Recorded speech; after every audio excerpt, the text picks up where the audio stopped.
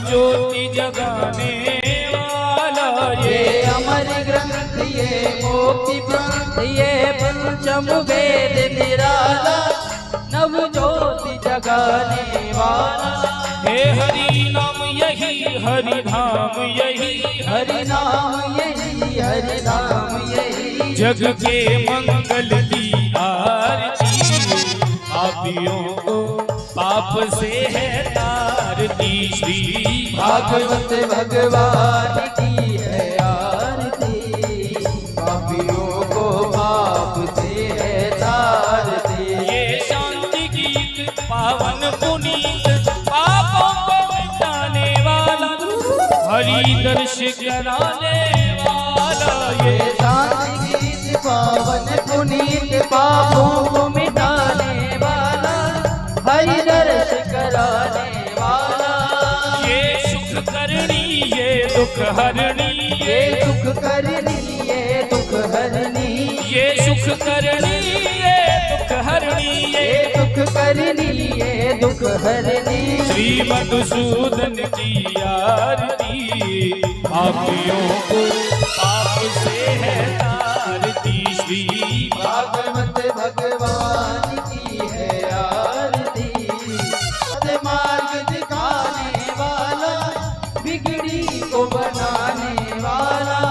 श्री राम यही घनश्याम यही, श्री राम यही घनश्याम यही, घनश्याम यही मेरे राम यही, घनश्याम यही मेरे राम यही। प्रभु महिमा की है आरती, पापियों को पाप से है तारती। श्री भागवत भगवान की है आरती, पापियों को पाप से है तारती। हो कर्पूर गौरम करुणावतारम, संसार सारम भुजगेन्द्रहारम, सदा वसंतम हृदयारविंदे भवं भवानी दैवं नमामि। त्वमेव माता सप्ता त्वमेव दशका त्वमेव त्वमेव विद्या द्रविणं त्वमेव, त्वमेव सर्वं मम देव देव। ओ त्वमेव सर्वं मम देव देव, त्वमेव सर्वं मम देव देव। एक बार सभी दोनों हाथ उठा के महामंत्र के साथ आज की पावन कथा में प्रवेश करेंगे। सभी दोनों हाथ रखे। ओ हरे कृष्णा कृष्ण कृष्णा हरे हरे, हरे रामा राम राम हरे हरे। ओ हरे कृष्ण कृष्ण कृष्ण हरे हरे, हरे राम राम राम हरे हरे। ओ हरे कृष्ण कृष्ण कृष्ण हरे हरे, हरे राम राम राम हरे हरे कृष्ण कृष्ण कृष्ण हरे हरे, हरे राम राम हरे हरे। बोले भक्तवत्सल भगवान की जय, भागवत महापुराण की यज्ञ नारायण भगवान की जय, काशी विश्वनाथ की जय। जय जय श्री राधे। सभी यथास्थान बैठ जाएं। बैठ करके आज बड़ी सुंदर भगवान की दिव्य लीला आप हम सभी बाल कृष्ण लाल के प्राकट्य उत्सव की पावन कथा श्रवण करेंगे। और आज बड़ा ही सुंदर वर्षों पूर्व जो नंदगांव में भगवान का प्राकट्य उत्सव मनाया गया, उसी प्रकार आज आप हम सभी के इस यज्ञ नारायण के प्रांगण में बड़ा ही सुंदर दिव्य ठाकुर जी का प्राकट्य उत्सव आप हम सभी मनाएंगे। तो सभी यथास्थान बैठकर भगवान की इस पावन कथा का श्रवण करेंगे। जय जय श्री राधे, जय जय श्री श्याम।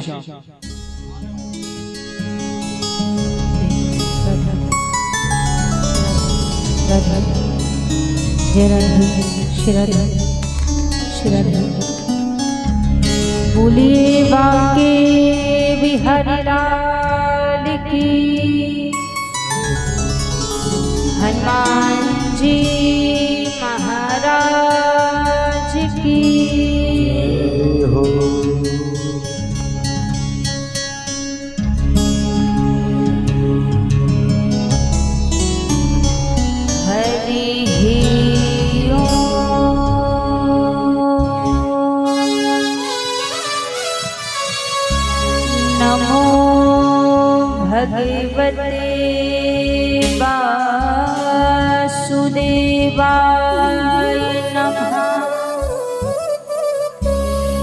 स्वस्ति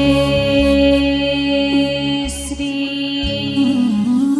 गणेशाय नमः।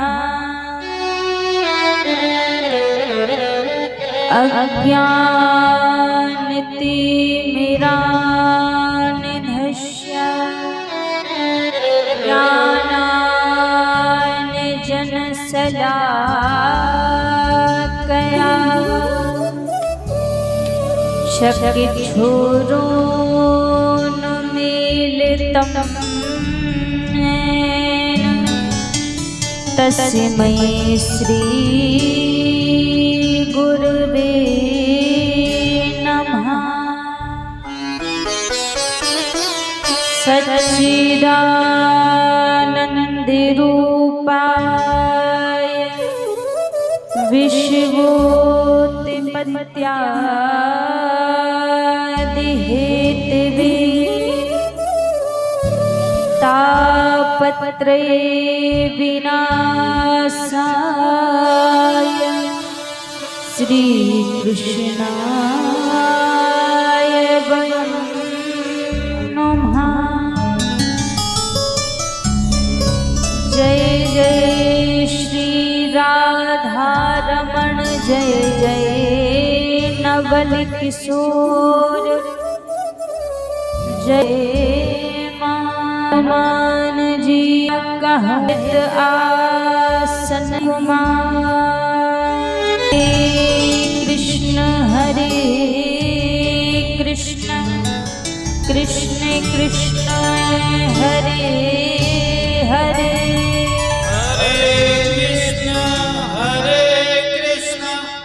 कृष्ण कृष्ण हरे हरे हरे राम राम राम हरे हरे हरे राम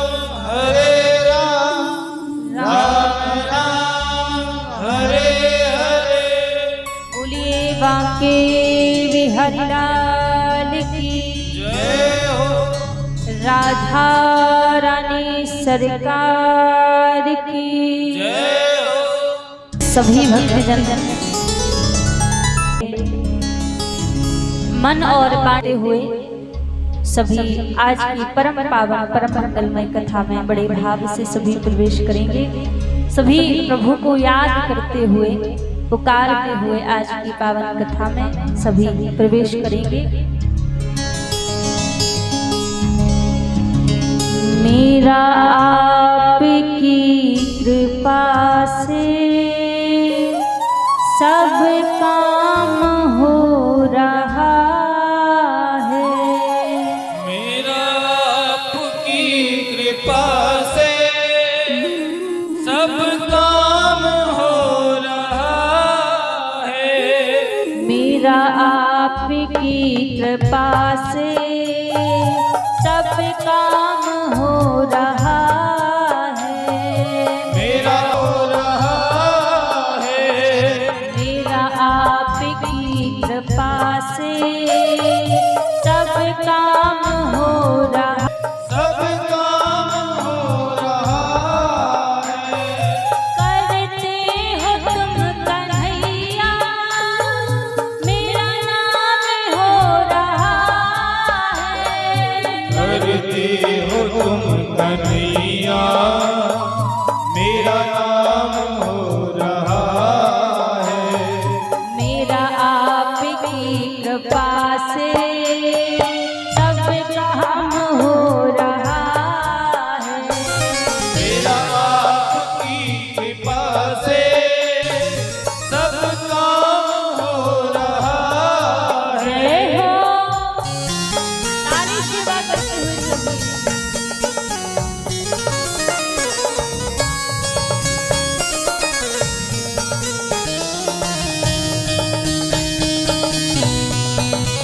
बांके बिहारी लाल की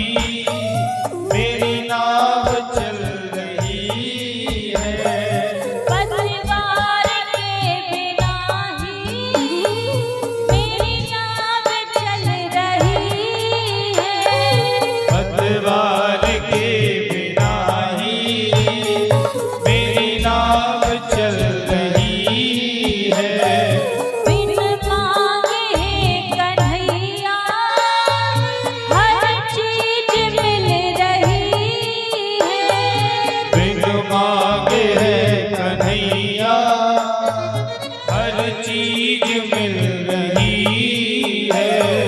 करता नहीं मैं कुछ भी, करता नहीं मैं कुछ भी, सब काम हो रहा है।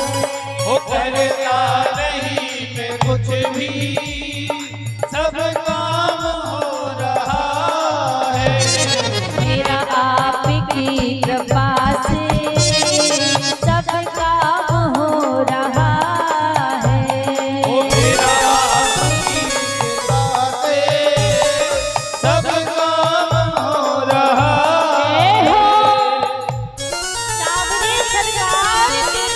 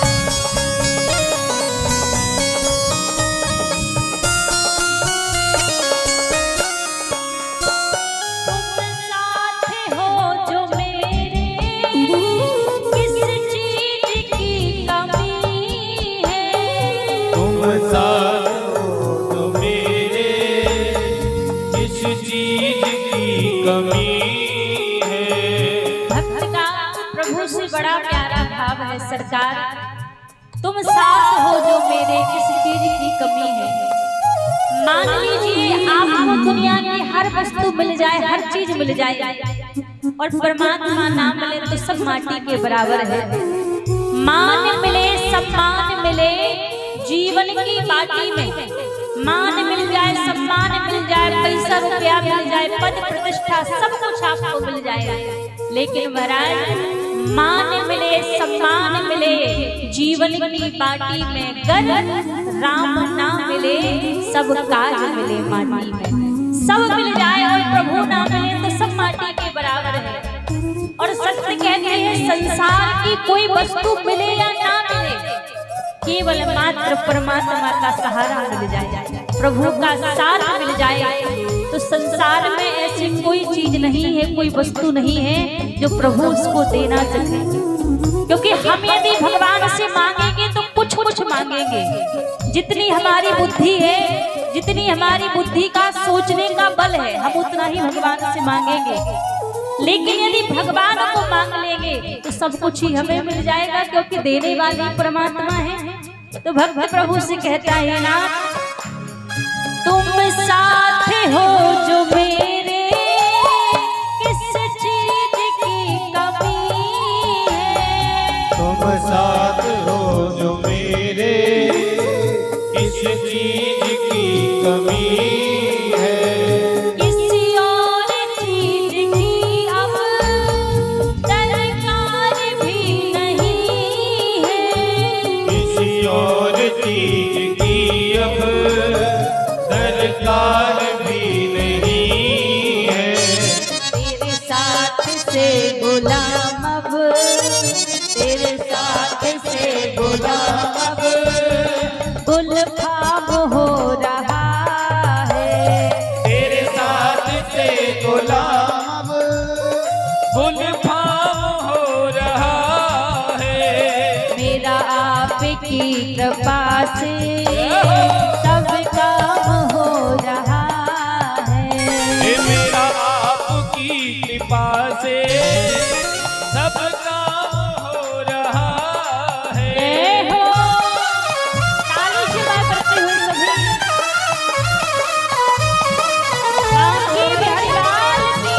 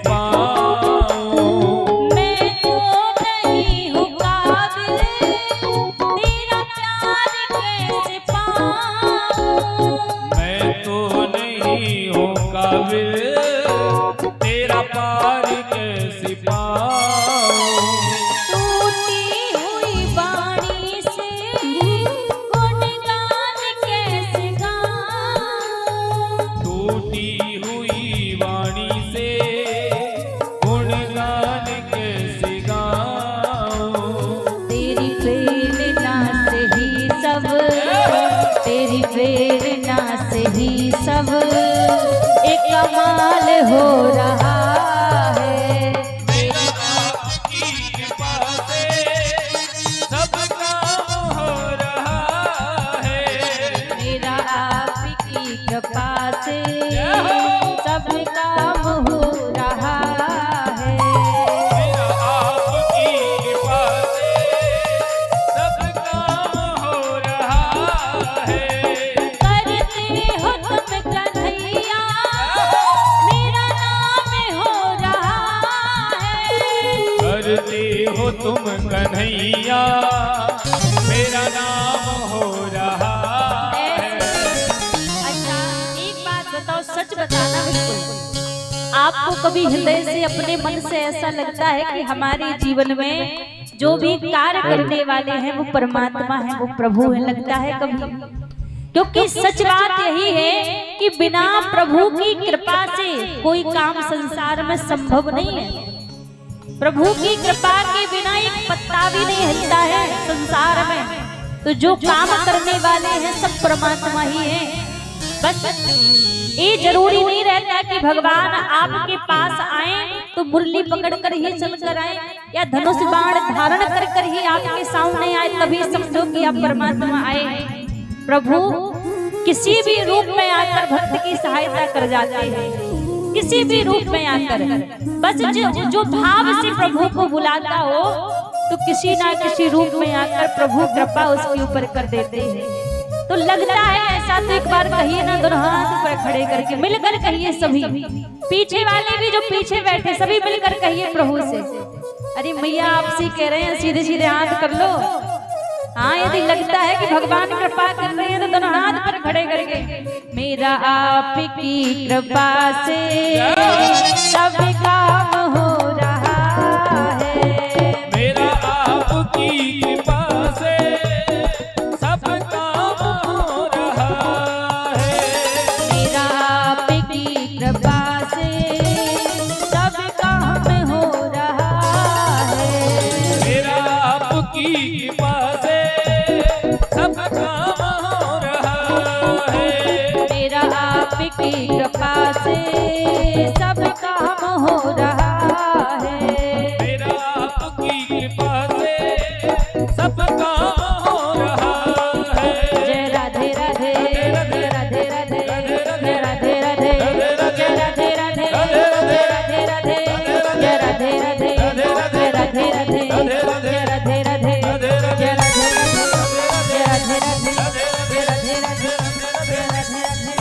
राधे राधे राधे राधे। जय जय श्री राधे।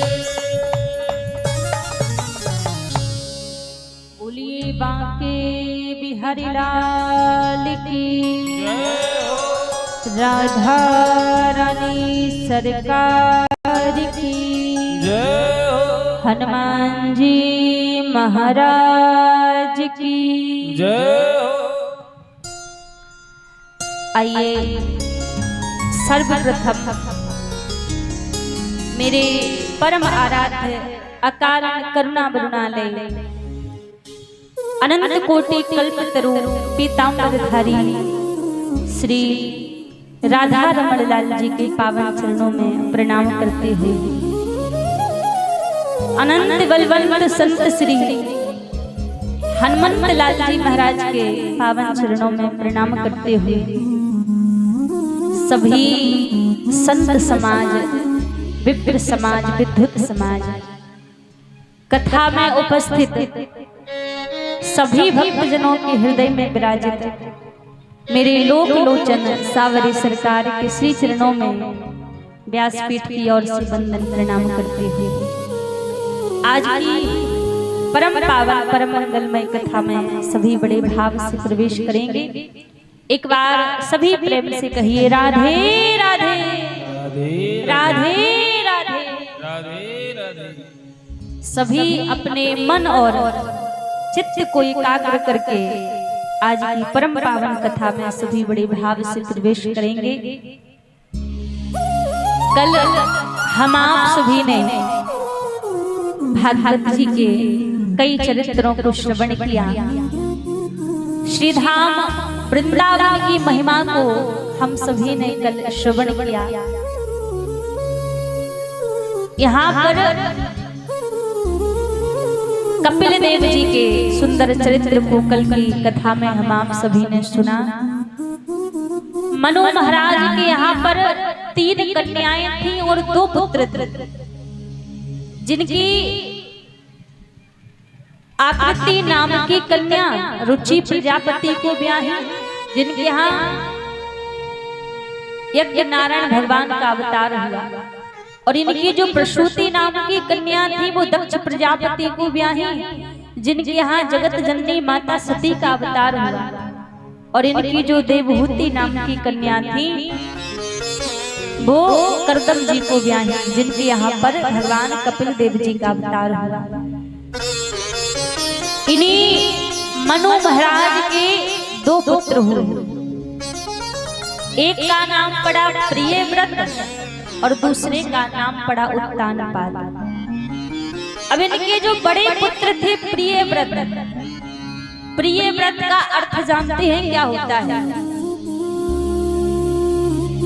आज हम आप सभी केवल मात्र भूखे रहने को व्रत मानते हैं कि भूखे रह लो सो व्रत हो गया, लेकिन ना, भागवत जी कहती हैं प्रिय व्रत का अर्थ क्या है? प्रिय माने अच्छा, और अपने जीवन में किसी अच्छी प्रतिज्ञा को धारण करना ही प्रिय व्रत कहलाता है। आजकल लोग व्रत तो कर लेते हैं, भैया बोलेंगे आज सोमवार का व्रत है, रोटी नहीं खाएंगे, साग सब्जी नहीं खाएंगे। क्यों? क्योंकि आज व्रत है, लेकिन गुटखा नहीं छोड़ेंगे, गुटखा भर भर के खाएंगे, गुटखा का व्रत नहीं है। किसी की बुराई करना नहीं छोड़ेंगे, हाँ व्रत भले ही है पर बैठकर बुराई जरूर करेंगे लोगों की। किसी को उल्टा सीधा बोलना नहीं छोड़ेंगे, व्रत है पर उल्टा सीधा बोलेंगे जरूर। तो भैया ऐसे व्रत तो ना ही करो तो ही अच्छा है, क्योंकि व्रत का असली मतलब यही होता है कि अपने जीवन से गलत आदतों का त्याग करना ही व्रत होता है। आप सोचो कि आज यदि आपका सोमवार का व्रत है तो संकल्प लो कि आज पूरे दिन भर मैं झूठ नहीं बोलूंगा, सत्य का पालन करूंगा, सत्य बोलूंगा। जीवन में से बुराइयों का त्याग करो, अच्छाइयों को जीवन में अपनाओ, वही व्रत कहलाता है। केवल मात्र भूखा रहना व्रत नहीं होता कि आपने सोच लिया हमने आज रोटी नहीं खाई, आज हम भूखे हैं तो व्रत हो गया ना। व्रत असली वही होता है जहाँ बुराइयों का त्याग किया जाए। प्रिय माने अच्छा, और अपने जीवन में किसी अच्छी प्रतिज्ञा को धारण करना ही प्रिय व्रत कहलाता है। तो इनके बड़े पुत्र का नाम प्रियव्रत, और इनके जो दूसरे पुत्र थे जिनका नाम उत्तानपाद। महाराज उत्तानपाद की 2 पत्नियां, एक का नाम सुनीति महारानी और दूसरी का नाम सुरुचि महारानी। उत्तानपाद है कौन? उत्तानपाद वास्तव में कोई राजा नहीं है। हमारा जो मन है, हमारा मन ही उत्तानपाद है। और हम सभी की 2 पत्नियां होती हैं। जो सुनीति है वो शास्त्र की नीति है, और जो सुरुचि है वो मनमुखी नीति है। अच्छा विचार करना, कभी जीवन में हम कोई जब गलत काम करने के लिए जा रहे हो, कोई जब गलत काम करने को जा रहे हो तो हमारे मन में से ही एक आवाज आती है, कोई और नहीं कहता, हमारे मन में से एक आवाज आती है कि इसको मत करो, ये गलत है। फिर तुरंत ही दूसरी आवाज भी आती है कि अरे कर लो, कौन देख रहा है, कोई देख थोड़ी ना रहा है, कर लो। अच्छा सच बताना, हम बात किसकी मानते हैं? जो मना करती है कि ना करो उसकी, या फिर जो कहती है कर लो? भैया शास्त्र की नीति की कोई बात नहीं मानता, जो कहती है कि कर लो कौन देख रहा है उसी की बात मानते हैं। क्योंकि शास्त्र कभी गलत करने की आज्ञा नहीं देता। आज उत्तान पात ने भी यही किया। सुरुचि की बात मानकर सुनीति को घर से बाहर निकाल दिया। सुनीति मैया गर्भवती थी और सुनीति को जब घर से बाहर निकाल दिया तो सुनीति ने अपने मन में संकल्प ले लिया कि मेरे गर्भ में जो बालक है इसको मैं संत बनाऊंगी, भगवान का भक्त बनाऊंगी। और महाराज, माँ चाहे तो अपने बेटे को भक्त बना दे, अपनी संतान को भगवान का परम भक्त बना दे, और माँ चाहे तो अपने बच्चों को चोर डाकू लुटेरा बना दे। क्यों? क्योंकि बालक का प्रथम गुरु उसकी माँ होती है। जब बालक जन्म लेता है तो उसके अंदर अच्छे बुरे गुणों के संस्कार नहीं होते। वो कुछ नहीं जानता कि क्या अच्छा है क्या बुरा है। उनके सामने जैसे हम आचरण करते हैं, जैसे कामों को करते हैं, वही हमारी संतान देखती है, वही हमारे बच्चे देखते हैं, तो वैसे ही सीख जाते हैं। इसीलिए कहते हैं बालक का प्रथम गुरु उसकी माँ है। वास्तव में वही माँ पुत्रवती कहलाती है जिसके गर्भ से जन्म लिया बालक या बालिका भगवान के चरणों का दास हो। क्योंकि मानस में बाबा तुलसीदास जी कहते हैं, पुत्रवती युवती जग सोई, पुत्रवती युवती जग सोई, पुत्रवती युवती जग सोई, पुत्रवती युवती जग सोई, रघुपति भगत जासु सुत होई, रघुपति भगत जासु सुत होई, पुत्रवती युवती जग सोई, पुत्रवती युवती जग होई, रघुपति भगत जासु सुत होई, रघुपति भगत जासु सुत होई। मानस में तुलसीदास जी कहते हैं कि वही माँ कहलाने योग्य है जिसके गर्भ से जन्म लिया बालक या बालिका भगवान के चरणों का दास हो। पुत्रवती युवती जग सोई, रघुपति भगत जासु सुत होई। आजकल माता पिता तो सब बन रहे हैं, बच्चे तो सभी पैदा कर रहे हैं, लेकिन वास्तव में हजारों में से एक दो व्यक्ति ऐसे निकलते हैं जो वास्तव में माता पिता कहलाते हैं। क्योंकि मलूक दास जी तो यहाँ तक कहते हैं, मलूक सो माता सुंदरी जहाँ भगत अवतार, बिना भगत बांझे भली जन्मे खग खरतार। यदि भक्त को जन्म नहीं दिया इससे बढ़िया तो बांझ ही भली है, फिर तो वो केवल मात्र धरती मैया के बोझ को बढ़ा रही है। आजकल हम क्या करते हैं, बच्चों का जन्म हुआ, थोड़े से बच्चे बड़े हुए, बढ़िया स्कूल कॉलेज में उनको एडमिशन मिल गया, हम निश्चिंत हो जाते हैं बिल्कुल कि अब तो ये पढ़ लेगा, अब तो ये सब सीख लेगा। बिल्कुल बच्चों पर फिर ध्यान नहीं देते कि अब तो ये सब सीख जाएगा। लेकिन एक बात बताएं, स्कूल कॉलेजों में केवल किताबी विद्या पढ़ाई जाएगी, किताबों की पढ़ाई जाएगी। आपके संस्कार, आपकी मर्यादा, आपका मान सम्मान, कैसा बड़ों से व्यवहार करना, कैसा छोटों से व्यवहार करना, ये सब स्कूल में नहीं पढ़ाया जाएगा। ये सब तो आपको स्वयं सिखाना पड़ेगा, ये सब आपको स्वयं अपने बच्चों को बताना पड़ेगा। ये सब स्कूलों में नहीं पढ़ाया जाता। आजकल देखते हैं हम बच्चों में संस्कार नहीं देते बिल्कुल, और जब बच्चे बड़े हो जाते हैं तो फिर अपने मन का करने लगते हैं, तो फिर इधर उधर घूमते हैं कि अरे बच्चे बात नहीं मानते। बच्चा हमारी बात नहीं सुनता, सुने कहाँ से, कभी हमने संस्कार दिए ही नहीं।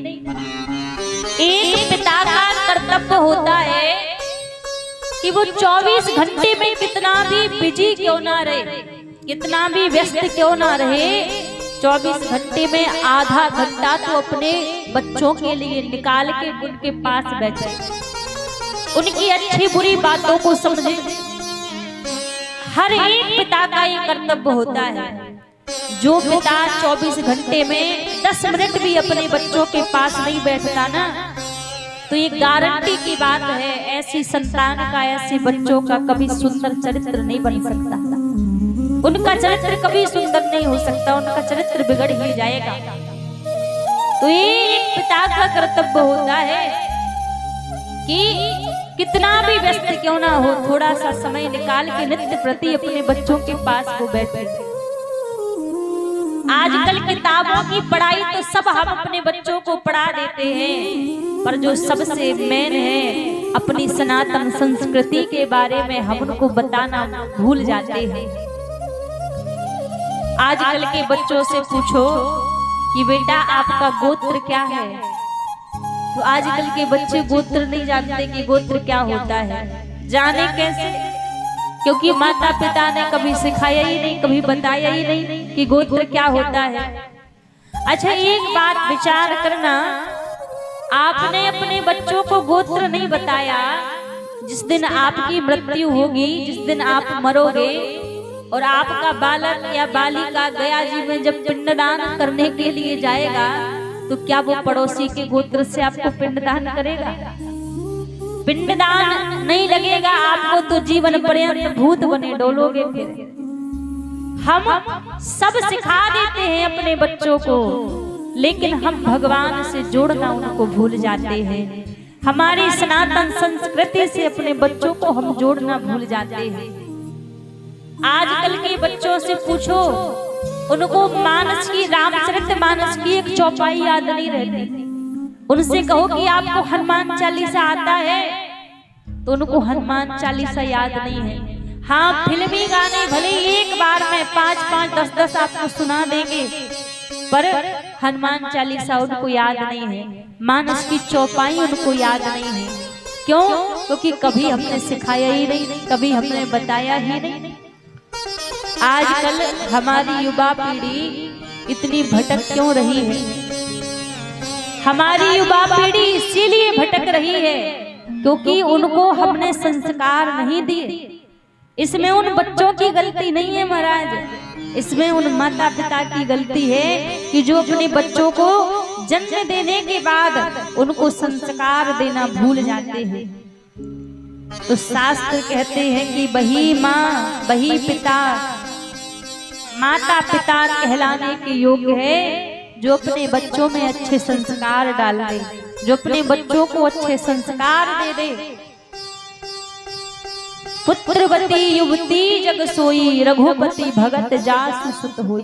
वही माँ पुत्रवती कहलाने योग्य है जो अपने बच्चों को भगवान से जोड़ दे। एक छोटी सी आपको कथा श्रवण कराऊं, राजस्थान की कथा है। इनके पास में कमी नहीं थी, भगवान की कृपा से इनके घर में एक पुत्र का जन्म हुआ।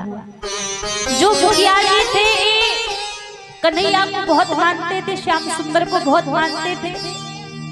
अब क्या हुआ, एक पुत्र का इनके यहाँ जन्म हुआ, पैसा धन अगाध था, कमी नहीं थी। अब धीरे धीरे जब वो बच्चा बड़ा हुआ तो उस बच्चे को इन्होंने विदेश भेज दिया डॉक्टरी की पढ़ाई करने के लिए।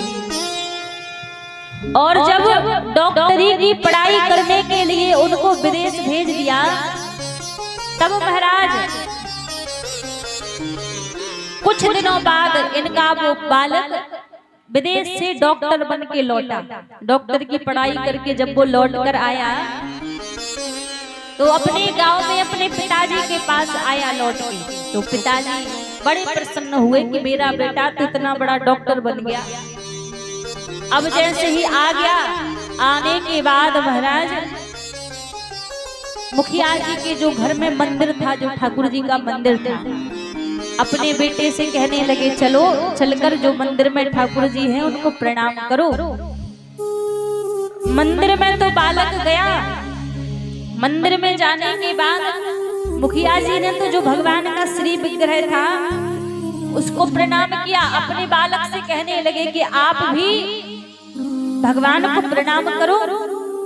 तो बालक कहने लगा, पिताजी कहाँ है भगवान, भगवान कहाँ है, दिखाई नहीं दे रहा, किसको प्रणाम करूं।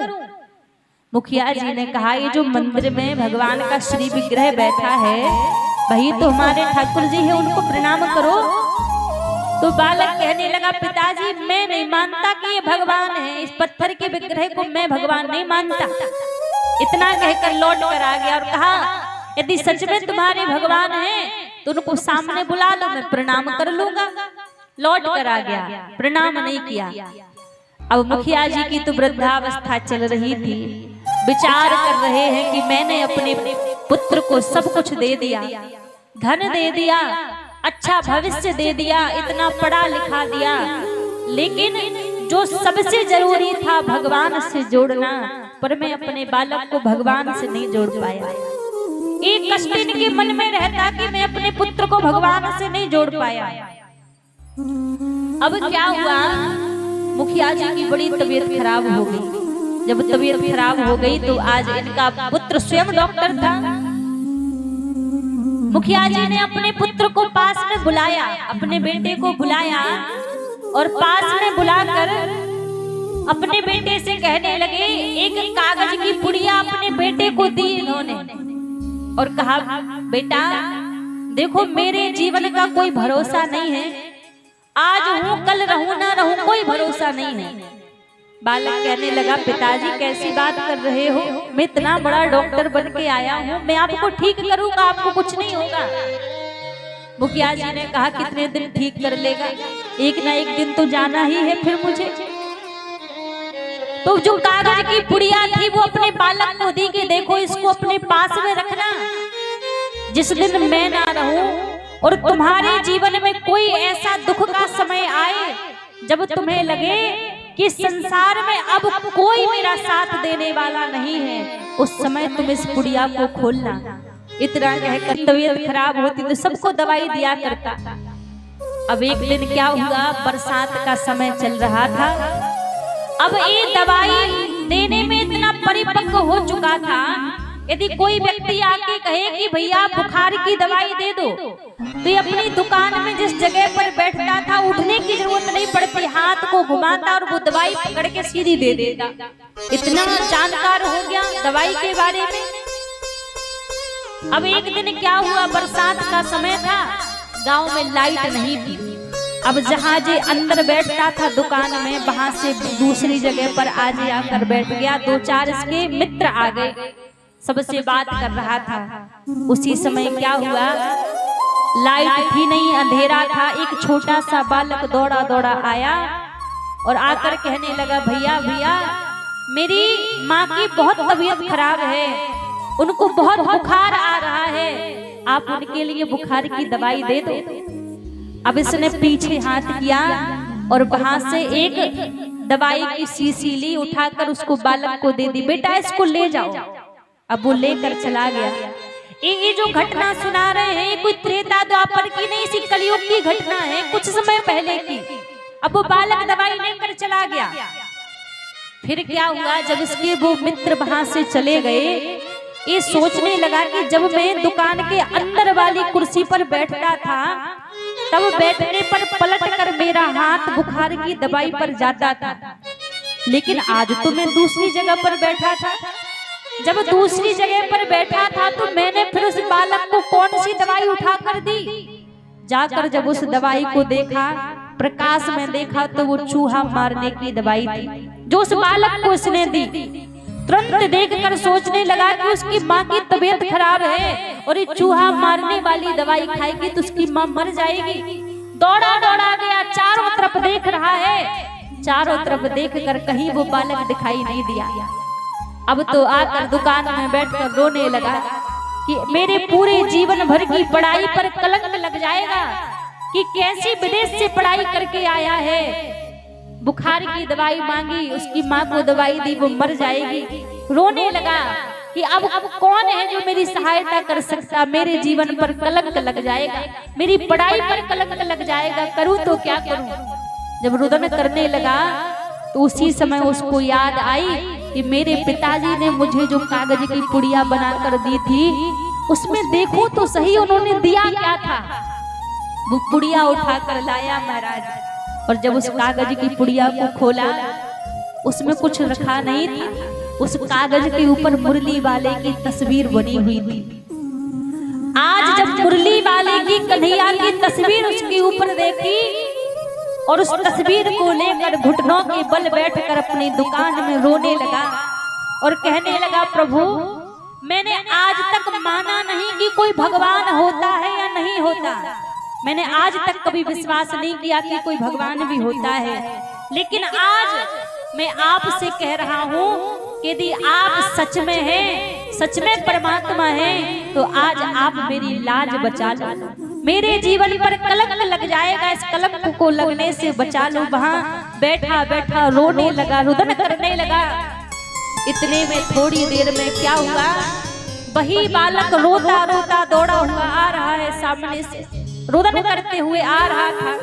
इसको लगा कि इसकी माँ मर गई है, तभी रोता रोता मेरे पास आ रहा है।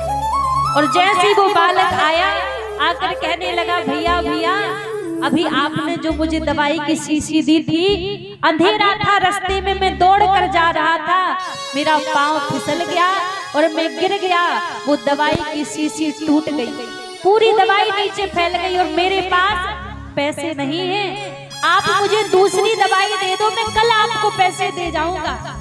उस बालक को गोदी में उठा लिया इसने और गोदी में उठाकर कहने लगा, आज ये बालक नहीं आया है, आज इस बालक के रूप में वो मुरली वाला मेरी लाज बचाने के लिए आया है, वो कन्हैया आज मेरी लाज बचाने के लिए आया है।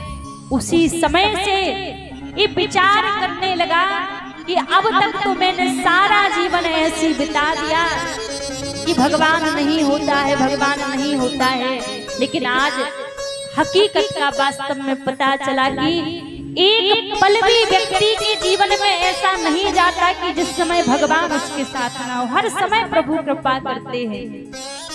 और महाराज जिनका रिश्ता भगवान से हो, जिनका संबंध भगवान से जुड़ा हो, हर दुख सुख में भगवान उसका साथ देते हैं। जो एक बार ठाकुर जी का हो जाए, सारे दुख दूर हमारे हो गए।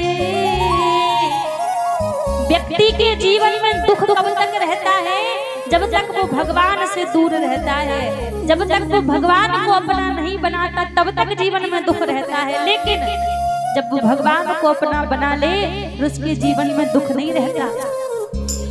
सारे दुख दूर हमारे हो गए, जब से मुरली वाले हम तुम्हारे हो गए। जब से मुरली वाले हम तुम्हारे हो गए, जब से मुरली वाले हम तुम्हारे हो गए। जब से मुरली वाले हम तुम्हारे हो गए।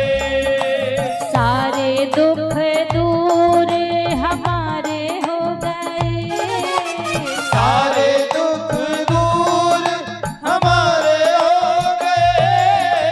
जब से मुरली वाले हम तुम्हारे हो गए। जब से मुरली वाले हम तुम्हारे हो गए। मेरे जीने के तुम सहारे हो गए, मेरे जीने के तुम सहारे हो गए। जब से मुरली वाले हम तुम्हारे हो गए। जब से मुरली वाले हम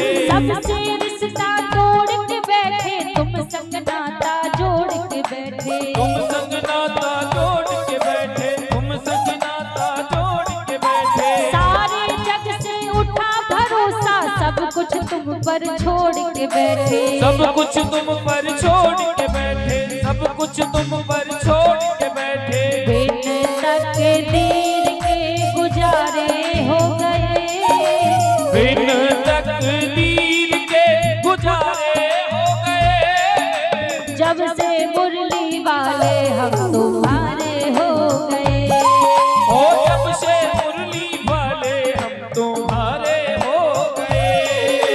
जब से खाटू वाले हम तुम्हारे हो गए, ओ जब से खाटू वाले हम तुम्हारे हो गए।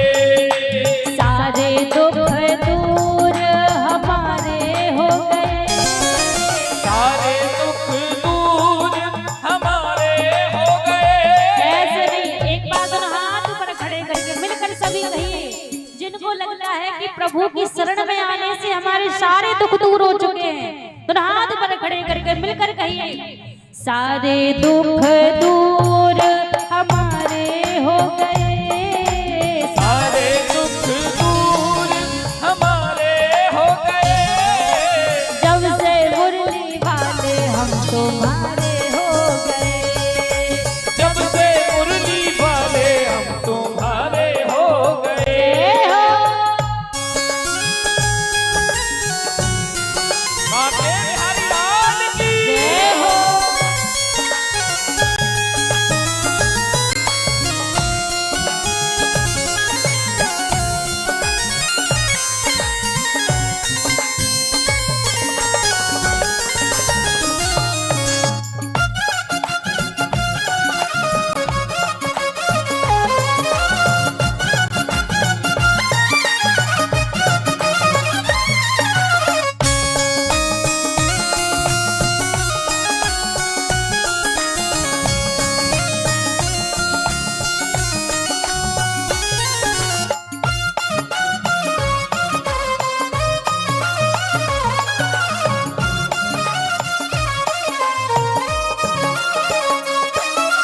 हमने ये एहसास किया है, साथ भगत के रहता है तू, साथ भगत के रहता है तू, साथ भगत के रहता है तू। हमने ये एहसास किया है, साथ भगत के रहता है तू, साथ भगत के रहता है तू, साथ भगत के रहता है तू। कभी न छोड़े उसे अकेला, हाथ पकड़ के रहता है तू, हाथ पकड़ के रहता है तू, हाथ पकड़ के रहता है तू। ऐसा लगता है, ऐसा लगता है हम किनारे हो गए, जब से मुरली वाले हम तुम्हारे हो गए, हो जब से मुरली वाले हम तुम्हारे हो गए। जब से मुरली वाले हम तुम्हारे हो गए, जब से मुरली वाले हम तुम्हारे हो गए। सारे दुख दूर हमारे हो गए, सारे दुख दूर हमारे हो गए।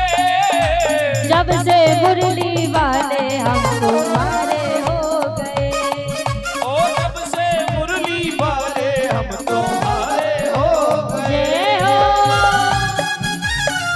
हरे कृष्ण हरे कृष्ण, राधा रमण लाल की।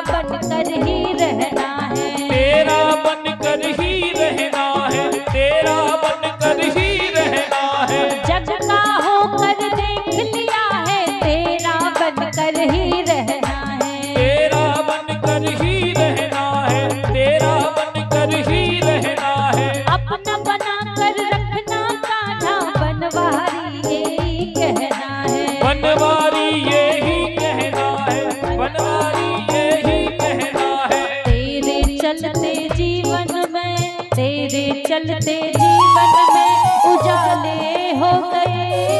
ओ तेरे चलते जीवन में उजाले हो गए। जब से मुरली वाले हम तुम्हारे हो गए। ओ जब से मुरली वाले हम तुम्हारे हो गए। सारे दुख दूर हमारे हो गए। सारे दुख दूर हमारे हो गए।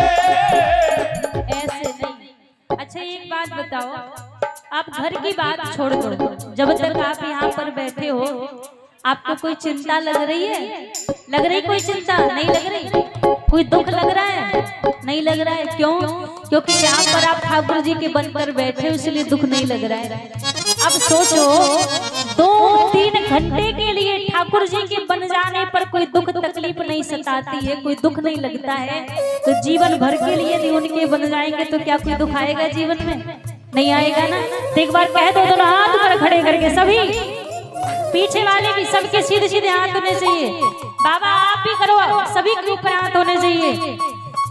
सारे दुख दूर हमारे हो गए। सारे दुख दूर हमारे हो गए। जब से मुरली वाले हम तुम्हारे हो गए। जब से मुरली वाले हम तुम्हारे हो गए। जब से खाटू वाले हम तुम्हारे हो गए। जब से खाटू वाले हम तुम्हारे हो गए। जब से मुरली वाले हम तुम्हारे हो गए। जब से मुरली वाले हम तुम्हारे हो गए। जब से मुरली वाले हम तुम्हारे हो गए। जब से मुरली वाले हम तुम्हारे हो गए। सारे दुख दूर हमारे हो गए। सारे दुख दूर हमारे हो गए। सारे दुख दूर हमारे हो गए। सारे दुख दूर हमारे हो गए। जब से मुरली वाले हम तुम्हारे हो गए। ओ जब से मुरली वाले हम तुम्हारे हो गए। अब देखो आप सभी की अभी तक आवाज नहीं आई कि आप बोल भी रहे हो कि नहीं बोल रहे हो। अब एक बार हम बोलेंगे उसके बाद आपको बोलना है, आप सभी को नहीं बोलना। आवाज सबकी आनी चाहिए। हम इतना बोलेंगे कि सारे दुख दूर हमारे हो गए। आपको क्या बोलना है? क्या बोलना है? आवाज आनी चाहिए। क्या बोलना है? जब से मुरली वाले हम तुम्हारे हो गए। सबकी आवाज आनी चाहिए बिल्कुल। आप नहीं बोलिएगा। सारे दुख दूर हमारे हो गए।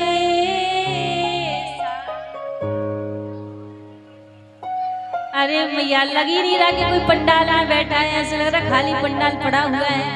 हमारी माताएं इतनी सारी बैठी हैं, यहाँ आप बोल नहीं रहे हो। घर में जानते हैं किसी एक मैया की यदि लड़ाई हो जाए तो मैया इतने तेज से चिल्लाएंगी कि दूसरे मोहल्ला में आवाज जाएगी, वहां पता लग जाएगा कि उनके घर में लड़ाई हुई है। और भगवान के नाम के लिए आवाज ही नहीं निकल रही है। देखो जो ना बोले ना तो बगल वाले की कसम है। अब देख लेना आप ही, हम तो दूर बैठे हैं, हमारे बगल में कोई नहीं बैठा, सब दूर दूर है ना। अपने आप देख लेना, सबको बोलना है सारे दुख दूर हमारे हो गए।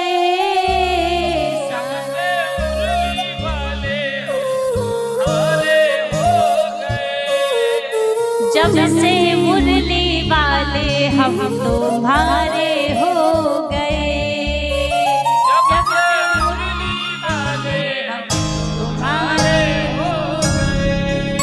बोलिए बांके बिहारी लाल की। महाराज जिस समय भक्त अपना सर्वस्व ठाकुर जी को सौंप देता है उस समय मानो दुख सारे जीवन से टल जाते हैं। अच्छा, ऐसा नहीं है कि आप भगवान की भक्ति करने लगोगे तो दुख नहीं आएंगे। हम ये नहीं कहेंगे कि दुख नहीं आएंगे, दुख तो जीवन में आएंगे, लेकिन आपके जीवन में दुख आने से पहले वो मुरली वाला आके आपके साथ खड़ा हो जाएगा। अभी जब जीवन में दुख आता है तो हमें अकेले उस दुख का सामना करना पड़ता है, लेकिन जब प्रभु के बन जाओगे ना तो उस दुख का सामना अकेले नहीं करना पड़ेगा।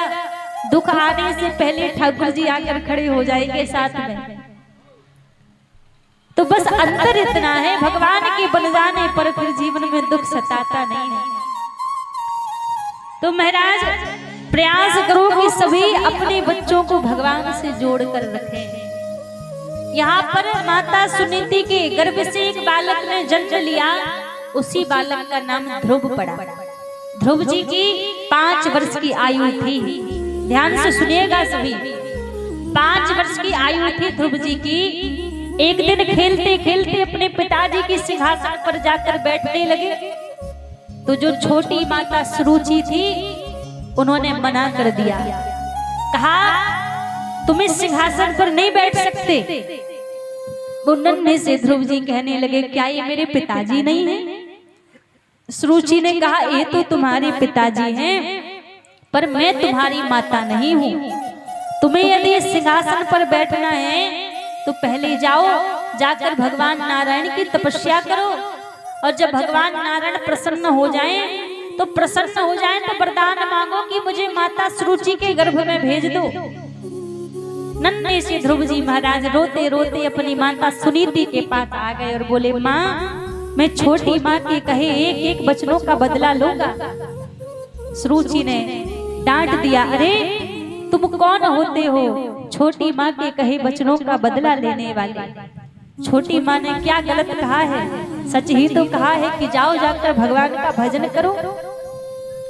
मेरे लिए ये सबसे बड़ा सौभाग्य होगा कि मेरा पुत्र भगवान के चरणों का दास है, प्रभु के चरणों का दास है। ये सबसे बड़ा सौभाग्य होगा।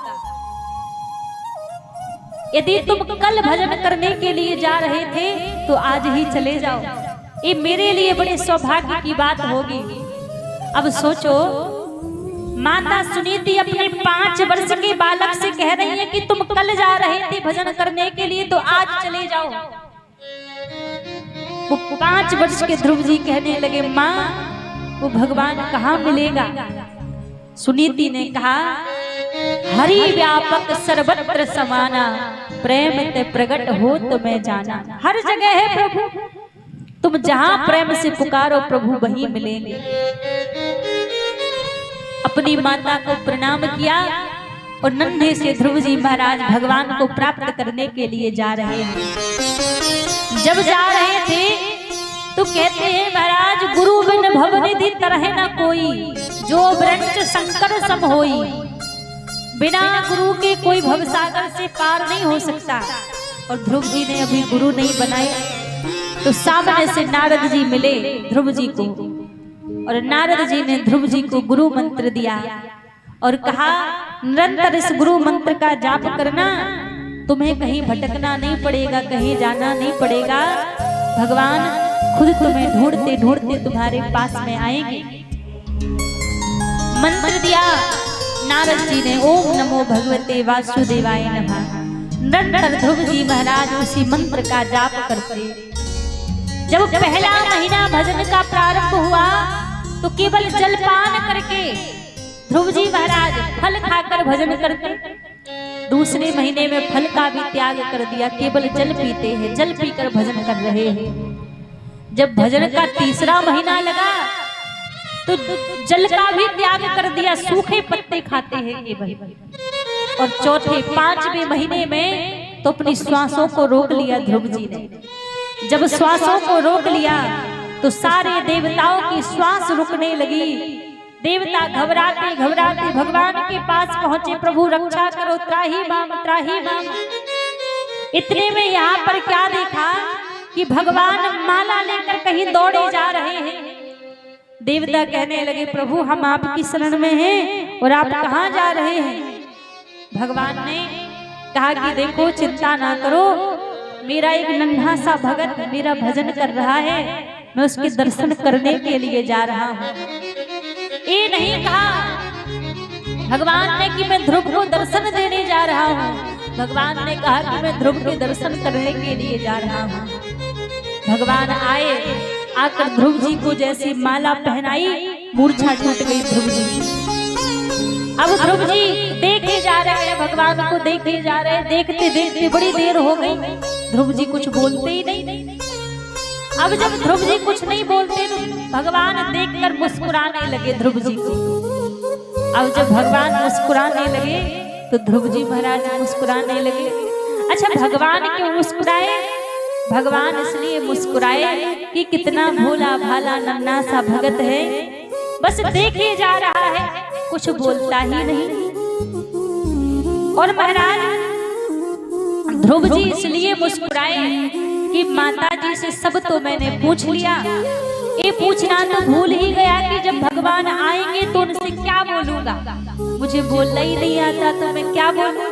5 वर्ष की आयु में भगवान सामने खड़े हैं, क्या बोले भगवान से। लेकिन कहते हैं ना, मन की जानने वाले तो परमात्मा है। भगवान ने अपने संग को लिया और ध्रुव जी के कपोलों से स्पर्श करा दिया। ध्रुव जी को वेद वेदांतरों का ज्ञान हो गया और बड़ी सुंदर स्तुति की ध्रुव जी महाराज ने भगवान की। कहते हैं संग की बड़ी महिमा है, जिस किसी का बालक बोलता ना हो या बोलने में बाणी ना खुली हो या बोलने में तुतलाता हो, तो किसी का बालक यदि तुतलाता हो, बोल नहीं पाता हो, तो उसको निरंतर भगवान के मंदिर में जो शंख रखा जाता है और उस शंख में जो जल रखा जाता है, निरंतर उस जल का उस बालक को यदि पान कराते हैं तो जिसकी बाणी भी ना खुली हो, ऐसा बालक भी मधुर बाणी में बोलता है, उसकी बाणी खुल जाती है। कोई बालक तोतलाता हो तो उसको यदि मंदिर के शंख का जल पिलाया जाए तो उसका तोतलाना भी बंद हो जाता है, क्योंकि शंख की बड़ी महिमा है। अब महाराज जैसे ही ध्रुव जी के सामने भगवान खड़े हैं, भगवान बोले मांगो क्या चाहिए। ध्रुव जी ने कहा कुछ भी नहीं चाहिए प्रभु। भगवान ने कहा अभी आप जाओ, कुछ समय अपने पिताजी के राजपाट को चलाओ, उसके बाद आप मेरे धाम आ जाना। ध्रुव जी महाराज ने कुछ समय पिताजी के राजपाट को भोगा, फिर जब मृत्यु का समय आया तो मृत्यु के सिर पर चरण रखकर ध्रुव जी महाराज भगवान के परम धाम के लिए गए। तो महाराज 5 वर्ष की आयु में ध्रुव जी ने भगवान को प्राप्त कर लिया। अब जो लोग कहते हैं कि भक्ति तो बुढ़ापे में की जाती है, महाराज भक्ति करने की कोई आयु नहीं होती, जब जागे तभी सवेरा। क्योंकि हम जो भजन करते हैं, जो भक्ति करते हैं, इसमें हमें 3 प्रकार से भक्ति का फल मिलता है। ध्यान देना, 3 प्रकार से फल मिलता है। जब हम बचपन में बाल अवस्था में जो भगवान की भक्ति करता है, उस भक्ति का फल अमृत के समान मिलता है। और महाराज जो व्यक्ति युवा अवस्था में, जवानी में जो भगवान की भक्ति करता है, तो उस भक्ति का फल दूध के समान मिलता है। और जो व्यक्ति युवा वृद्धावस्था में, बुढ़ापे में भगवान का भजन करता है, तो उसका फल पानी के समान मिलता है। और पानी की कोई गारंटी भी नहीं है कि मिल जाए और ना भी मिले, क्योंकि बुढ़ापा बड़ा कठिन होता है लोगों का। बुढ़ापे में भजन नहीं होता। अभी आप थोड़ा बहुत भगवान का भजन कर भी लोगे, किसी बुजुर्ग व्यक्ति के पास में जाकर बैठो, उनसे पूछो कि आपको तो कोई काम नहीं है, आप तो फ्री बैठे रहते हो, बैठे बैठे राम राम जपा करो, भगवान का भजन किया करो, तो उनका जवाब सुन लेना, महाराज एक गर्दन तो रुकती नहीं, कहाँ से भगवान का नाम जपे, ये जिह्वा साथ नहीं देती। अंत का समय ऐसा होता है, मुख से कहोगे राम और निकलेगा आम, क्योंकि जिह्वा साथ नहीं देती। इसलिए अभी समय है तो अभी धीरे धीरे बस भगवान की भक्ति में लग जाओ। भक्ति करने के लिए ये नहीं कहते कि आप घर छोड़ दो, परिवार छोड़ दो, बाबा बन जाओ तभी आप भक्ति करो ना। घर में रहो, परिवार में रहो, गृहस्थ में रहो, घर में रहकर भी भक्ति हो सकती है महाराज। कर से कर्म करहूं विधि नाना, मन राखहूं जहां कृपा निधाना। कर से संसार के कर्मों को करो, संसार के कर्तव्यों को करो, बस मन को भगवान में लगा लो। हम पता है क्या करते हैं, यहाँ पर उल्टा काम करते हैं। उल्टा काम कैसे करते हैं? हम मन को तो लगाते हैं संसार में और तन से भगवान से कहते हैं प्रभु मैं आपका हूँ। एक बात कहें, तन की जरूरत संसार वालों को नहीं है, मन की जरूरत संसार वालों को नहीं है।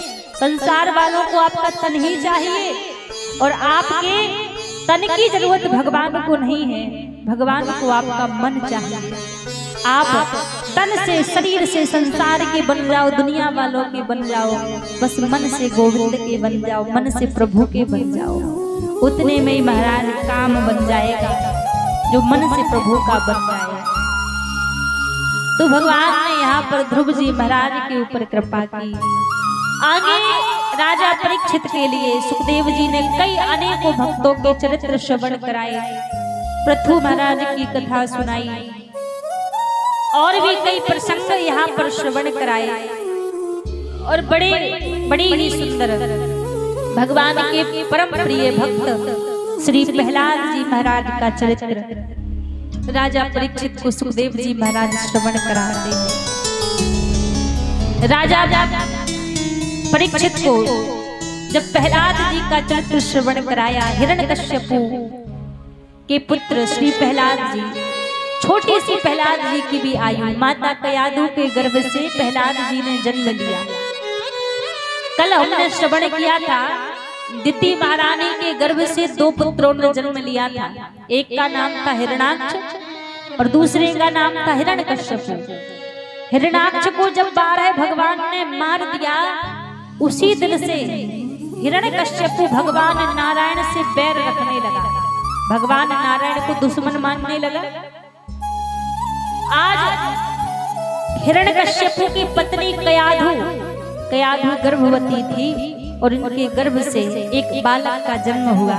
उसी बालक का नाम प्रहलाद पड़ा। प्रहलाद जी महाराज छोटे से थे, लेकिन प्रहलाद जी गर्भ से ही भगवान के भक्त थे, गर्भ से ही प्रभु की भक्ति करते थे। जब थोड़े से बड़े हुए तो हिरण्यकश्यपु ने प्रहलाद जी को विद्यालय भेज दिया विद्या अध्ययन करने के लिए। और कुछ समय बाद हिरण्यकश्यपु प्रहलाद जी के पास गया और पूछने लगा कि बेटा ये बताओ, इतने दिनों में तुमने सबसे अच्छा पाठ कौन सा सीखा है, मुझे सुनाओ। अब प्रहलाद जी सोचने लगे कि जब पिताजी ने सबसे अच्छा पाठ पूछा है तो सबसे अच्छा पाठ ही बताना पड़ेगा। प्रहलाद जी कहने लगे, पिताजी मैंने अपने जीवन में सबसे अच्छी बात सीखी है कि जिसके जीवन में भगवान की भक्ति नहीं है उसके जीवन का कोई अस्तित्व नहीं है, उसके जीवन का कोई मूल्य नहीं है, व्यर्थ है उसका जीवन। जिसके जीवन में नारायण की भक्ति नहीं है।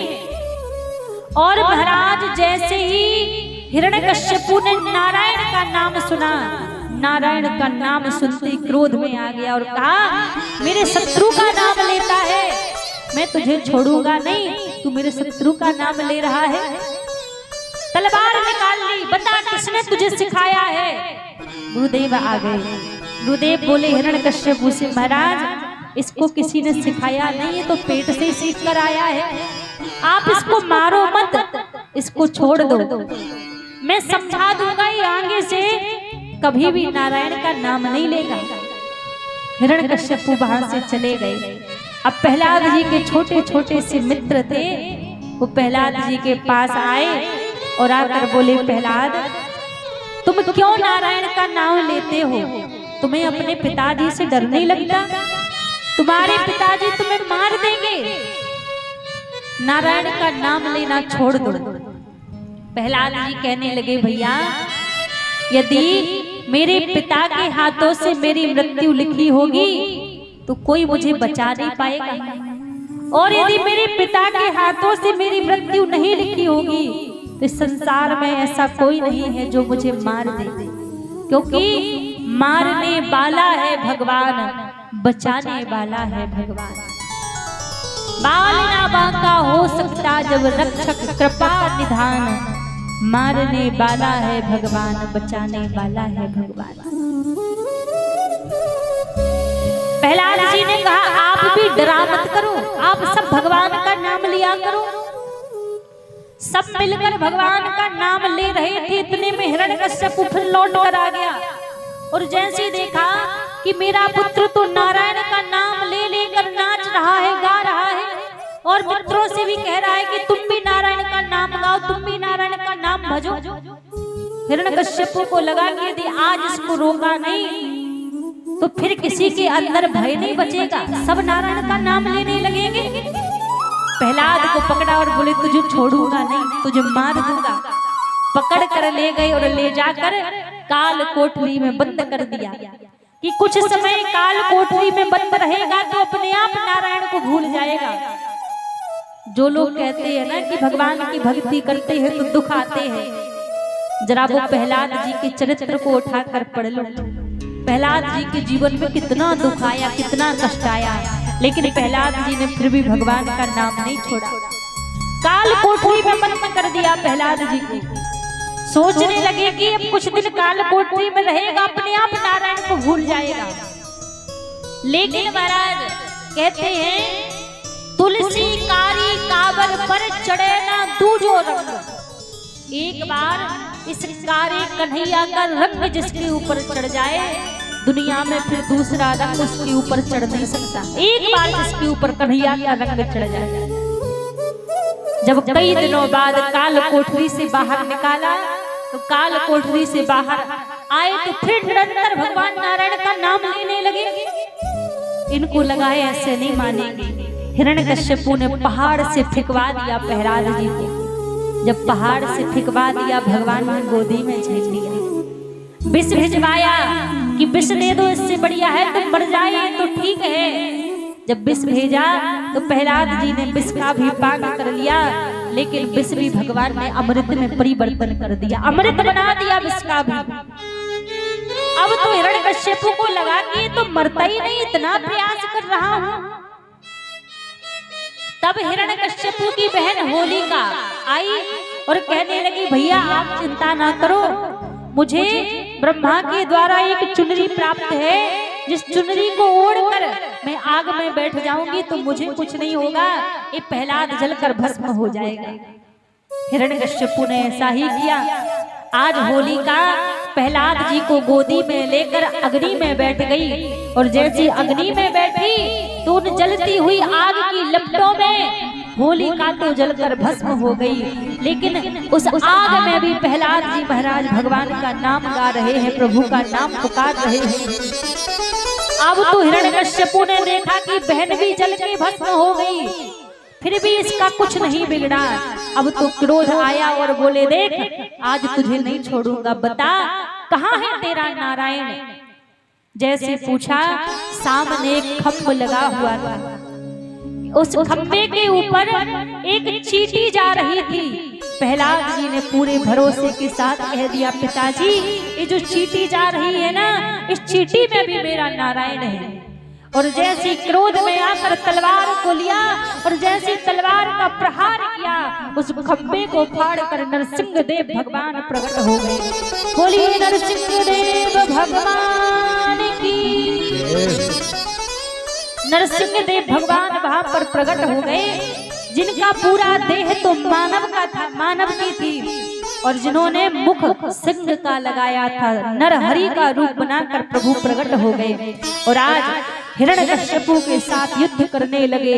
युद्ध करते करते सायंकाल की बेला हो गई और घर की दहलीज पर जाकर भगवान बैठ गए।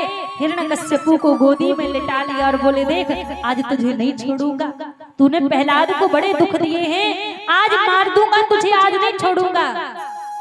हिरण्यकश्यपु कहने लगा आप मुझे नहीं मार सकते। क्यों? क्योंकि मुझे वरदान मिला है। भगवान ने कहा कौन सा वरदान मिला है? हिरण्यकश्यपु कह रहा है मुझे वरदान मिला है, ना दिन में मरूं ना रात में मरूं, ना बाहर मरूं ना भीतर मरूं, ना ऊपर मरूं ना नीचे मरूं, ना अस्त्र से मरूं ना शस्त्र से मरूं, ना नर से मरूं ना किसी जानवर से मरूं, और इन 12 महीनों में कभी ना मरूं, और ब्रह्मा की बनाई किसी वस्तु से ना मरूं। मुझे इतना वरदान मिला है। भगवान बोले बस इतना ही मिला है कि और कुछ भी मिला है? भगवान ने कहा देख, ना ये दिन है ना ये रात है, सायंकाल की बेला है। भगवान ने कहा ना तू बाहर है ना तू भीतर है, तू घर की दहलीज पर है, ना तू ऊपर है ना तू नीचे है, तू मेरी गोदी में है। और भगवान ने कहा देख, ना तुझे अस्त्र से मारूंगा ना शस्त्र से मारूंगा। भगवान ने दोनों हाथों के नाखून बढ़ा लिए और भगवान ने कहा देख, ना मैं नर हूँ ना मैं जानवर हूँ, क्योंकि नरहरि का रूप बनाया था। और भगवान ने कहा देख, ब्रह्मा मुझे नहीं बनाता, मैं ब्रह्मा को बनाता हूँ, और तुझे वरदान है कि 12 महीनों में कभी ना मरूं। ये 13वां महीना परसोत्तम मास खास मैंने तेरे लिए ही तो बनाया है। और आज भगवान ने हिरण्यकश्यपु का वध कर दिया, हिरण्यकश्यपु का प्रभु ने उद्धार कर दिया। अब जैसी हिरण्यकश्यपु का उद्धार शांत हो गए, तब नारद जी शांत हो गए। तब नारद जी आए। नारद जी ने कहा कि देखो, जिनके कारण भगवान ने इतना विराट रूप बनाया है, वही जाकर क्रोध शांत करेंगे। प्रहलाद जी से कहा कि आप जाओ। नन्हे से प्रहलाद जी महाराज आ रहे हैं भगवान के निकट। जैसे भगवान के निकट आए, अच्छा देखो, माता लक्ष्मी तो डर के भाग गई, लेकिन प्रहलाद जी नहीं डरे। क्यों? क्योंकि माता लक्ष्मी मुख देखती हुई आ रही थी, मुख था शेर का, और प्रहलाद जी महाराज चरणों को देखते हुए जा रहे, इसलिए डर नहीं लगा। और जैसे प्रहलाद जी भगवान के पास पहुंचे, भगवान ने गोदी में प्रहलाद जी को ले लिया। और जैसे एक गाय बछड़े को दुलार करती है ना, आज वैसी भगवान प्रहलाद जी को दुलार कर रहे हैं। अपनी जीभ से प्रभु प्रहलाद जी को चाट रहे हैं और कह रहे, प्रहलाद मुझे क्षमा कर दो, मैंने आने में देरी कर दी, तूने बड़े दुख सहे हैं। प्रहलाद जी बोले, प्रभु आपने आने में देरी नहीं की, मैंने आपको बुलाने में देरी कर दी। भगवान ने कहा तुम मांगो, तुम्हें क्या चाहिए? प्रहलाद जी ने कहा, प्रभु देना चाहते हो तो ऐसा वरदान दे दो कि मेरे मन में कभी भी कुछ मांगने की इच्छा ही ना आवे, क्योंकि भगवान के भक्त प्रभु से कुछ मांगते नहीं हैं। आज भगवान की स्तुति की प्रहलाद जी महाराज ने, नामस्ते नरसिंहाय प्रहलाद लादिदायिनी, यतो नरसिंहा परितो नरसिंहा, यतो यामी ततो नरसिंहा, बहिर नरसिंहम हृदयम नरसिंहम, तब कर कमल वरे नखम अद्भुत श्रृंगम, दलिताम हिरण्यकश्यपु तनु भिंगम, जय जगदीश हरे स्वामी, जय जगदीश हरे। स्तुति की प्रहलाद जी महाराज ने भगवान की, और जैसे भगवान की स्तुति की, यहाँ भगवान का आज क्रोध शांत हो गया। अच्छा, नरसिंह देव भगवान को संकटों को हरने वाला देव कहा गया है। कहते हैं कोई व्यक्ति यदि कहीं रास्ते में जा रहा हो, किसी सफर में आप जा रहे हैं और वहां पर यदि आप नरसिंह देव भगवान का नाम स्मरण करके आप जा रहे हैं, तो महाराज वहां पर आपके रास्ते में कोई संकट नहीं आ सकता, क्योंकि नरसिंह देव भगवान संकटों का हरण करने वाले हैं। इसलिए किसी भी काम के लिए जब घर से निकलो तो एक बार नरसिंह देव भगवान का स्मरण करके घर से निकलना चाहिए। अच्छा, एक बात और आपको बताएं, हमारे जो भैया जी लोग जो गाड़ी वाहन चलाते हैं, जो बाहर रहते हैं, आजकल का समय देख रहे हैं कितना एक्सीडेंट होता है। आप जब गाड़ी चलाते हैं तो गाड़ी चलाते समय मानस की एक बड़ी सुंदर चौपाई है। यदि आप गाड़ी चलाते समय उस चौपाई का गायन करके आप गाड़ी चलाना प्रारंभ करें तो कभी आपका एक्सीडेंट नहीं हो सकता, कभी एक्सीडेंट के द्वारा आपकी अकाल मृत्यु नहीं हो सकती। यदि आप इस चौपाई को एक बार उच्चारण करके एक बार बोलकर अपनी गाड़ी में आगे निकले। चौपाई है चलत विमान कुलाहल होई, जय रघुबीर कहे सब कोई। इस चौपाई को एक बार स्मरण करके आप गाड़ी से चलाकर निकले। चौपाई है, चलत विमान कुलाहल होई, जय रघुबीर कहे सब कोई। और याद ना हो तो लाइव चल रही है कथा, दोबारा इसको सुन लीजिएगा तो मिल जाएगी। तो जो भी हमारे भैया जी लोग गाड़ी चलाते हैं, तो इस चौपाई की इतनी महिमा है कि कभी उसका एक्सीडेंट नहीं हो सकता, जो इस चौपाई को बोल कर निकलते हैं। तो यहाँ पर भगवान ने कृपा की प्रहलाद जी महाराज के ऊपर। फिर आगे कई चरित्र यहाँ पर श्रवण कराए। सुखदेव जी महाराज ने राजा परीक्षित को भगवान के वामन अवतार की कथा सुनाई, और वामन भगवान की सुंदर छवि का कल हम आप सभी ने दर्शन भी किया था। माता अदिति के गर्भ से वामन भगवान ने अवतार लिया। जब राजा बलि ने त्रिलोकी पर राज्य कर लिया था, तो सारे देवतागण इधर उधर भटक रहे थे, कंदराओं में छिप रहे थे। तब माता अदिति ने भगवान की आराधना की। तब वामन रूप में प्रभु प्रकट हुए और बृहस्पति जी के द्वारा दीक्षा हुई। जब दीक्षा हुई तब महाराज बृहस्पति जी ने कहा वामन भगवान से कि आप राजा बलि के द्वार पर जाओ और 3 पग में त्रिलोकी को मांग कर लाओ। आज वामन का रूप बनाकर भगवान राजा बलि के द्वार पर पहुंचे, और जब राजा बलि ने वामन भगवान को देखा तो पहले तो स्वागत सत्कार किया। आज तो मैं धन्य हो गया, एक बटुक वामन मेरे द्वार पर आया है। राजा बलि कहने लगे आप मेरे द्वार पर आए हैं, आप मांगो, आपको क्या चाहिए। वामन भगवान बोले मुझे कुछ नहीं चाहिए, मैं तो बस ऐसे भ्रमण करते हुए आ गया। जैसे ही कहा तो राजा बलि बोले मैं त्रिलोकी का राजा हूँ, कुछ तो मांगो, आप जो मांगोगे मैं प्रदान करूंगा। आप कहें तो आपका एक महल बनवा दूं, आपका विवाह करा दूं, कुछ मांग लो। वामन भगवान बोले देखो मैं बड़ा संतुष्टि ब्राह्मण हूँ, मुझे कुछ नहीं चाहिए। राजा बोले ऐसा नहीं हो सकता, करुणा करो, आप मेरे द्वार पर आए हैं तो खाली हाथ नहीं जा सकते, कुछ तो मांगे। जब बार बार कहा तो वामन भगवान कहने लगे देखो यदि देना चाहते हो तो ऐसा करो, मुझे 3 पग भूमि दे दो, वो भी मेरे पैरों से नाप के। राजा बलि मुस्कुराने लगे, इतने छोटे छोटे से आपके पैर हैं, आपकी बैठने योग्य जगह भी नहीं बनेगी 3 पग भूमि में, कुछ ज्यादा मांग लो। वामन भगवान ने कहा हमने पहले ही कहा था कि हम संतुष्टि ब्राह्मण हैं, देना हो तो इतनी दे दो, वरना हमें नहीं चाहिए, हम तो चले। जब जाने लगे तो राजा बलि बोले भगवान जाइए मत, त्रिलोकी में मेरा ही राज्य है, जहाँ से आपकी इच्छा करे, जहाँ से आपकी मर्जी हो सो आप 3 पग भूमि नाप लो। अब जैसे ही कहा तो भगवान बोले ऐसे नहीं, पूरी लिखा पढ़ी के साथ लेंगे, पहले संकल्प करो तब भूमि लेंगे, वरना कल को कहने लगो कि हमारी जगह वापस लौटाओ। अब जैसे संकल्प की बात आई तो यहाँ शुक्राचार्य जी महाराज बैठे थे, जो राक्षसों के गुरु हैं शुक्राचार्य जी महाराज। सोचने लगे कि इतना संतुष्टि ब्राह्मण कौन आ गया, और जब ध्यान लगाकर देखा महाराज तो कोई वामन 53 नहीं है, साक्षात भगवान नारायण खड़े हुए हैं। वापस बाहर आए और राजा बलि से कहा देखो ये कोई वामन 53 नहीं है, ये भगवान नारायण है, तुम्हें छलने के लिए आए हैं, इनसे कहो कि अभी जाओ फिर कभी आना। राजा बलि बोले देखो ये तो वैसे ही कुछ मांग नहीं रहे थे, मैंने ही उनसे कहा तब 3 पग भूमि लेने को तैयार हुए हैं। अब यदि भगवान नारायण होगे तो भी मेरे हाथ में लड्डू है, आने वाले युग में मेरी चर्चा होगी कि राजा बलि कितने बड़े दानी थे कि स्वयं भगवान नारायण उनके द्वार पर मांगने के लिए गए। यदि बटुक वामन होंगे तो भी मेरे हाथ में लड्डू है, थोड़ा सा दान ही तो ले जाएंगे और क्या ही लेंगे। गुरुदेव की बात नहीं मानी, संकल्प कर लिया, और जैसे संकल्प किया संकल्प करते तुरंत भगवान ने प्राण रूप धारण कर लिया।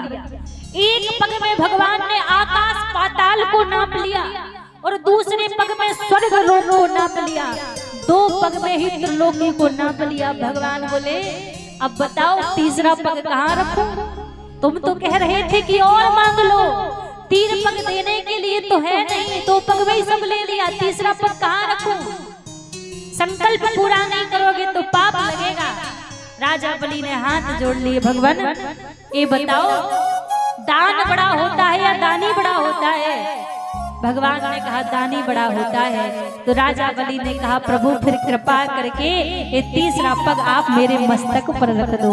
तीसरा पग भगवान ने राजा बलि के मस्तक पर रख दिया। अब भगवान राजा बलि से बोले राजन तुम मांगो, तुम्हें क्या चाहिए? राजा बलि मुस्कुरा पड़े, आप वही हो ना थोड़ी देर पहले मुझसे मांग रहे थे, एक बार जो मैं दे देता हूँ फिर लेता नहीं हूँ। भगवान फिर बोले देखो मौका है, मांग लो क्या चाहिए। और जैसे ही कहा कि मौका है, अवसर है,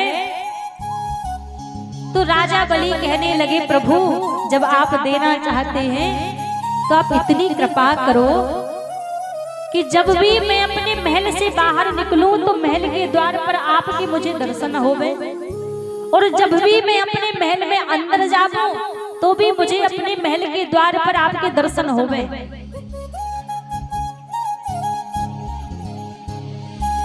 कहा इतनी कृपा कर दो, इतना अनुग्रह करो।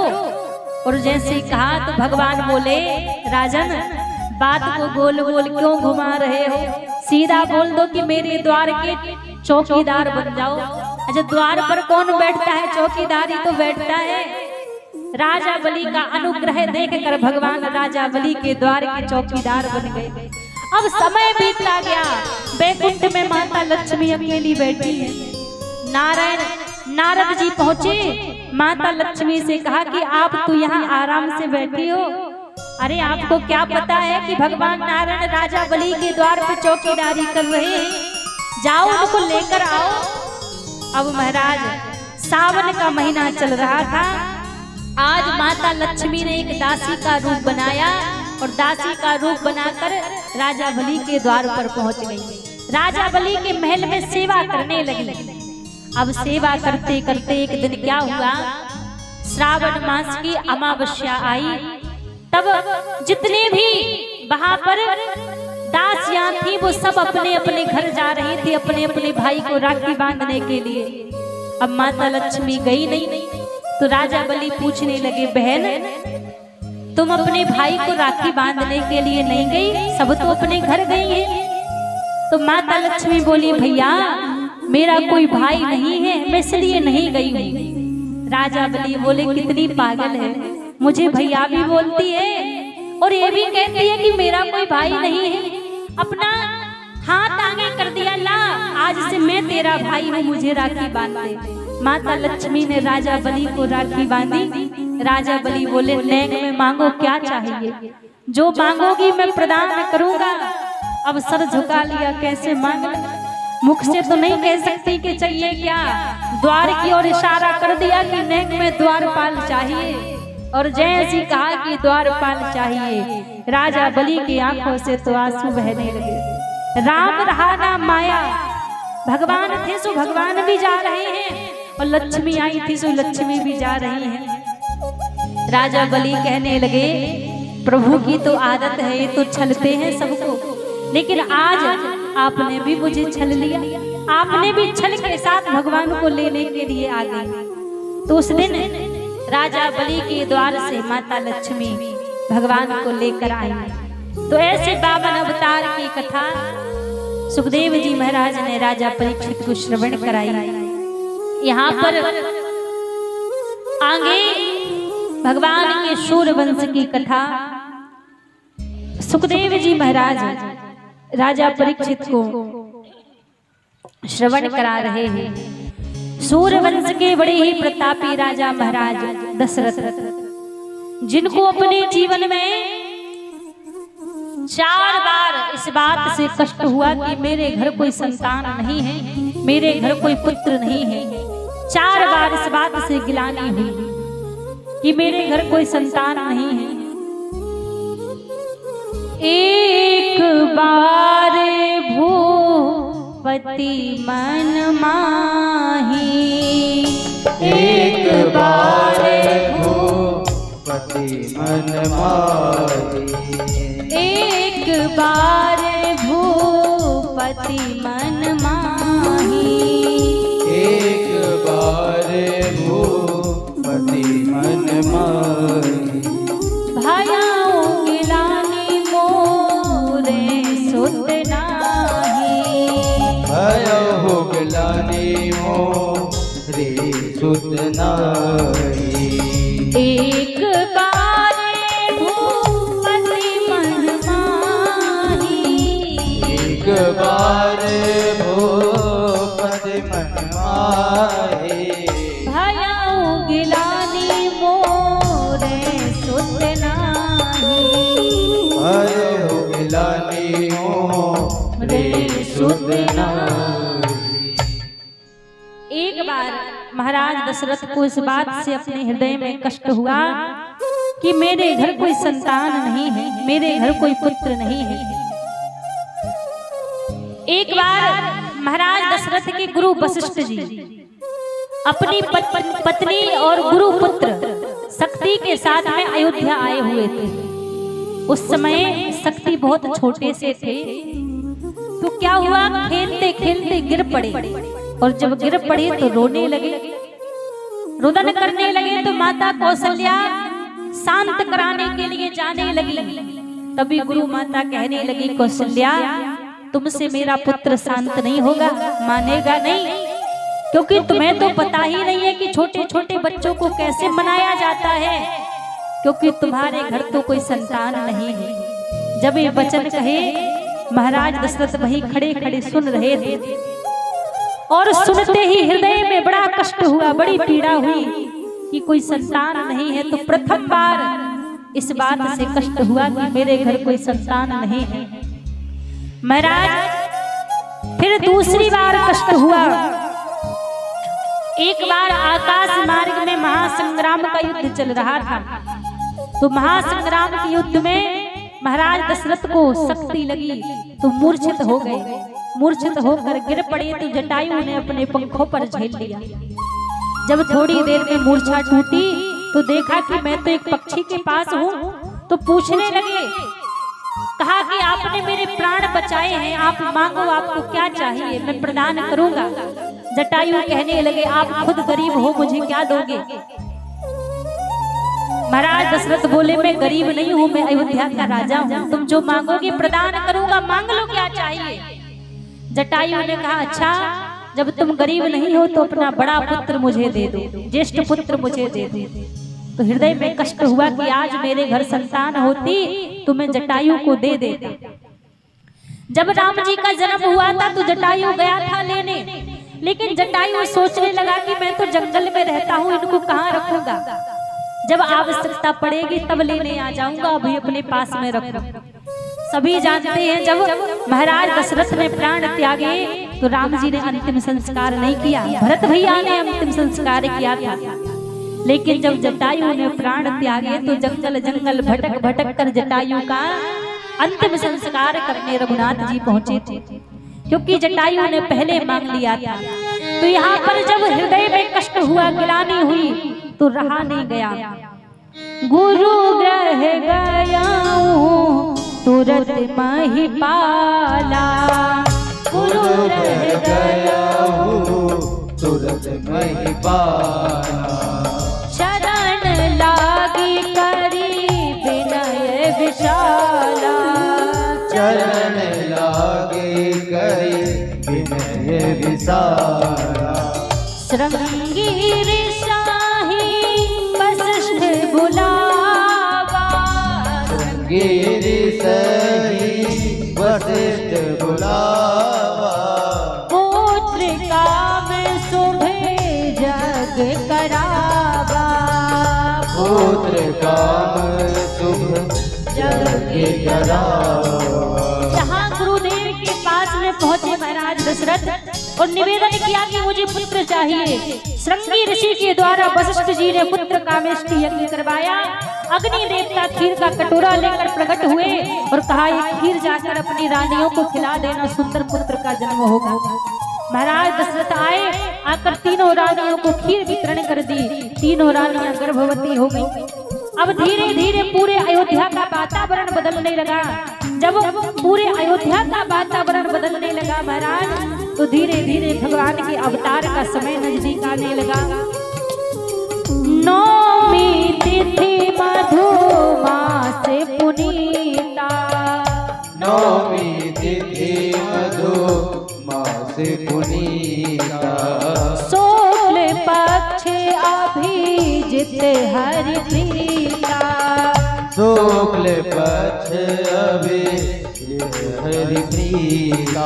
नौमी तिथि दिन मंगलवार और दिन के दोपहर के 12 बजे अयोध्या के महलों में रामलला सरकार का अवतार हुआ।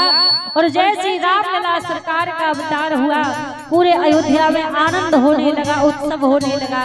जैसे ही रघुनाथ जी का अवतार हुआ, जन्मे है राम रघुरैया, अवध में बाजे बधैया, जन्मे है राम रघुरैया, अवध में बाजे बधैया, जन्मे है राम रघुरैया, अवध में बाजे बधैया, जन्मे है राम रघुरैया, अवध में बाजे बधैया, बाजे बधैया, बाजे बधैया, बाजे बधैया, बाजे बधैया। जन्मे है, जय हो, जन्मे है, जय हो, जन्मे है राम रघुरैया, अवध में बाजे बधैया, जन्मे है राम रघुरैया, अवध में बाजे बधैया। बोलिए रामलला सरकार की। जय हो। यहाँ अयोध्या में भगवान का अवतार हुआ, अयोध्या में उत्सव हो रहा है और राम कथा को यही प्रणाम करते हुए चलते हैं चंद्रवंश की ओर। चंद्रवंश में बड़े ही प्रतापी राजा महाराज उग्रसेन, जो मथुरा के राजा हैं। महाराज उग्रसेन की पत्नी गर्भवती थी और उनके गर्भ से एक पुत्र ने जन्म लिया। जब उस बालक ने जन्म लिया तो संतों ब्राह्मणों ने भविष्यवाणी की कि आपका ये बालक बड़ा ही दुराचारी होगा। जब भविष्यवाणी की तो उग्रसेन जी ने उस बालक को लिया और नदी में बहा दिया। जब नदी में बहाया तो यहाँ पर सूरसेन जी महाराज प्रातः काल बेला में स्नान करने के लिए गए थे। सामने से देखा कि एक बालक बहता हुआ आ रहा है। उस बालक को लिया, अपने पास ले आए। उसी बालक का नाम कंस पड़ा। अब कंस धीरे धीरे बड़े होने लगे। इन्हीं सूरसेन जी के जो बड़े पुत्र हैं जिनका नाम है वसुदेव जी। अब वसुदेव और कंस धीरे धीरे जब थोड़े बड़े हुए, एक दिन नारद जी आए, आकर वसुदेव से पूछते हैं। वसुदेव जी से कहा कि आपके पिताजी का नाम क्या है? तो वसुदेव जी ने कहा कि मेरे पिताजी का नाम है सूरसेन जी महाराज। फिर कंस से कहा कि आपके पिताजी का नाम क्या है? तो कंस कहने लगे मेरे पिताजी का भी नाम है सूरसेन जी महाराज। नारद जी बोले ना, आपके पिताजी सूरसेन जी नहीं है, आपके पिताजी तो मथुरा के राजा उग्रसेन है। आपका जन्म होते ही आपको नदी में बहा दिया था। जैसे सुना तो क्रोध आ गया। भगवान शंकर की तपस्या की, तपस्या करके एक धनुष प्राप्त किया और उस धनुष को लेकर मथुरा चले गए। अपने पिता उग्रसेन को बंदी गृह में डाल दिया। सबसे कहा कि आज से सबका राजा मैं हूँ, सबका भगवान मैं हूँ। इनकी एक बहन थी देवकी, जो विवाह योग्य हुई।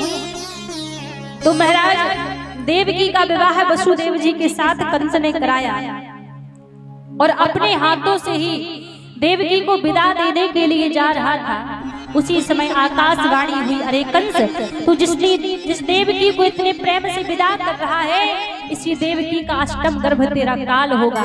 जैसे सुना तो बंदी गृह में डाल दिया। एक एक करके 6 पुत्रों को मार दिया। 7वें गर्भ में बलराम जी आए तो बलराम जी को भगवान ने अपनी माया से माता रोहिणी के गर्भ में स्थापित करा दिया। फिर 8वें गर्भ में परम पिता परमात्मा भगवान श्री हरि नारायण आए और सभी भगवान की स्तुति करते हैं, भगवान का स्वागत करते हैं। और बस हम सबके बीच में भी प्रभु पधार रहे हैं, तो सभी लोग दोनों हाथ ऊपर खड़े करके इधर देखना है, सबको वहां नहीं देखना है। अभी सभी भगवान का स्वागत करेंगे। और पुष्पम भैया, यदि हमारी आवाज सुन रहे हैं, पुष्पम भैया जी, तो आप अति शीघ्र मंच पर पधारें। पुष्पम भैया, यदि हमारी आवाज सुन रहे हैं और प्रियम भैया भी, पुष्पम भैया, प्रियम भैया, आप दोनों अति शीघ्र मंच पर पधारे और दोनों हाथ पर खड़े करके सभी भगवान का स्वागत करेंगे। स्वागतम कृष्णा सुस्वागतम कृष्णा, स्वागतम कृष्णा सुस्वागतम कृष्णा, स्वागतम कृष्णा सुस्वागतम कृष्णा, स्वागतम कृष्णा सुस्वागतम कृष्णा, स्वागतम सुस्वागतम शरणागतम कृष्णा, स्वागतम सुस्वागतम शरणागतम कृष्णा, स्वागतम कृष्णा शरणागतम कृष्णा, स्वागतम कृष्णा शरणागतम कृष्णा।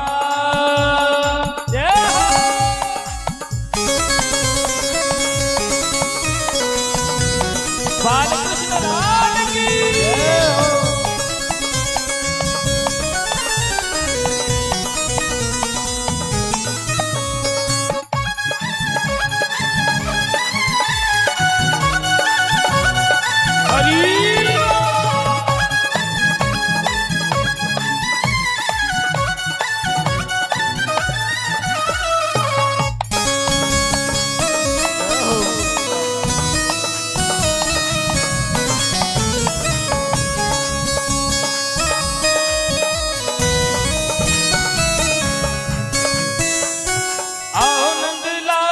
तरस रही अखियां, आओ नंदलाल तरस रही अखियां, आओ नंदलाल तरस रही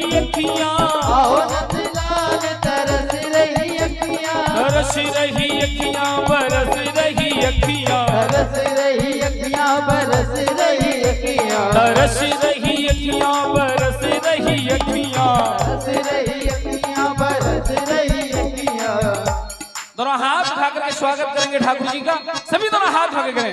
ओ आओ नंदलाल तरस रही अखियां, आओ नंदलाल तरस रही अखियां, आओ गोपाल तरस रही अखियां, आओ गोपाल तरस रही अखियां। स्वागतम कृष्णा शरणागतम कृष्णा, स्वागतम कृष्णा तो स्वागतम कृष्णा।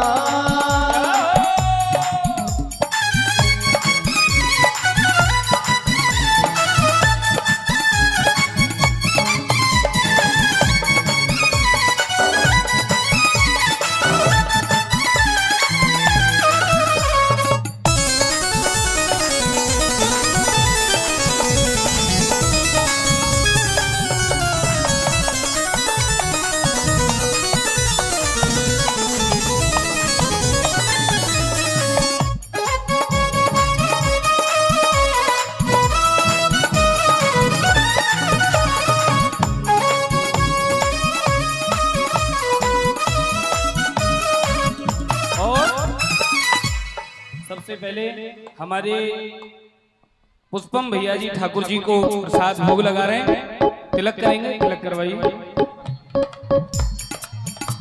हरि ओम कृष्णाय वासुदेवाय हरे परमात्मने प्रणतक्लेशनाशाय गोविंदाय नमो नमः।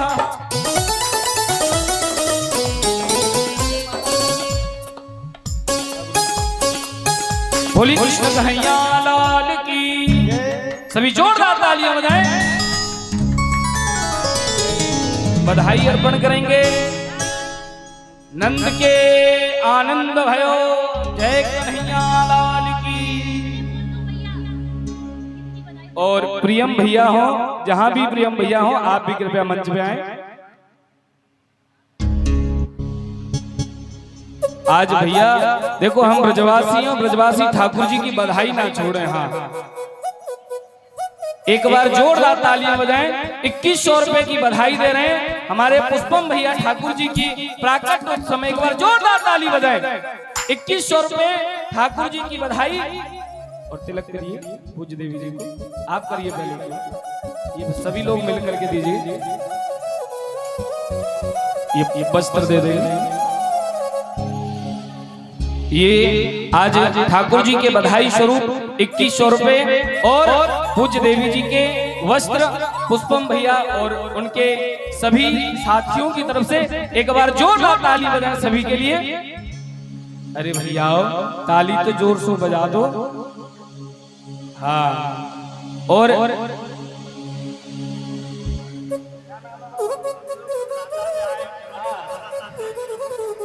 देखिए हमारे शंभू पंडित जी ये 51 रुपए बधाई दे रहे हैं, राता से आए। इससे पूर्व जो पूज्य देवी जी की जो कथा थी श्री राम कथा राता में, वहां से भी ये बधाई अर्पण हुई है। और हमारे प्रियम भैया भी भगवान को तिलक करेंगे। जितने लोग भी आएंगे ना, आज काम ना चलेगा, एक एक करके सबको बधाई देगी। आज ठाकुर जी को जन्म भयो है। हाँ, अब तक तो चल रही से चल रही, अब ना चलेगी। जय हो। कितने बोलो भैया? क्यों बता बोलो कितने? याद का काम ना चलो। रुक जाओ प्रियम भैया, आज ठाकुर जी की बधाई है, याद का काम नहीं चलेगा आज।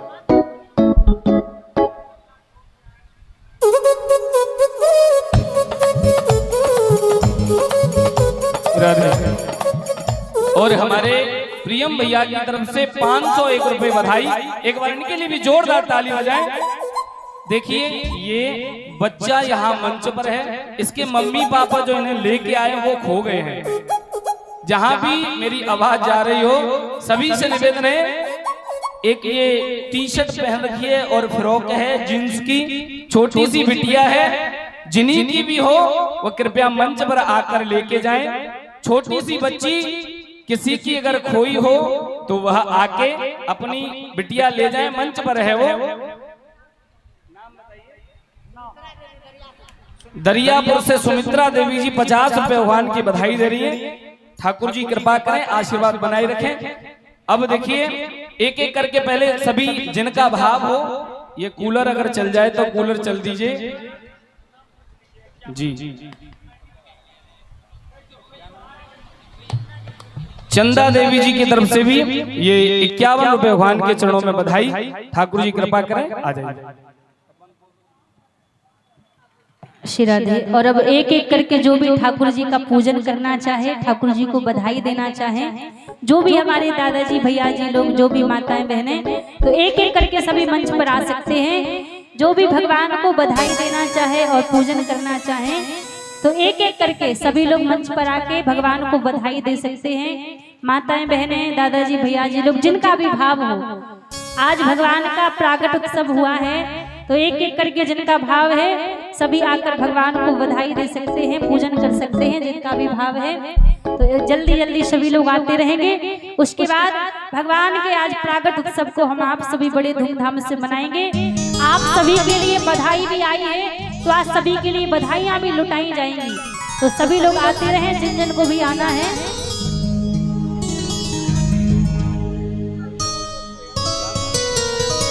अविनाश जी की तरफ से 201 रुपए भगवान के चरणों में बधाई अर्पण हुई है। एक बार जोरदार ताली बजाएं। 201 रुपए अविनाश जी। और जिनका भी भाव हो एक एक करके आप सभी मंच पर आकर ठाकुर जी की बधाई लेते जाएं और ठाकुर जी को बधाई देते जाएं। बोले नंद के लाला की जय। और देखिए ये किसी की अगर बिटिया खोई हो तो मेरा निवेदन है आप सभी अपने अपने बच्चों को ध्यान से रखिए। एक बिटिया सफेद टी शर्ट पहन के यहाँ खड़ी है, मेरा निवेदन है जिन्हीं की भी हो वह लेकर के जाएं। हो ब्रिज में है रही जय जयकार, नंद घर लाला जायो है। ब्रिज में है रही जय जयकार, नंद घर लाला जायो है। ब्रिज में है रही जय जयकार, नंद घर लाला जायो है। ब्रिज में है रही जय जयकार,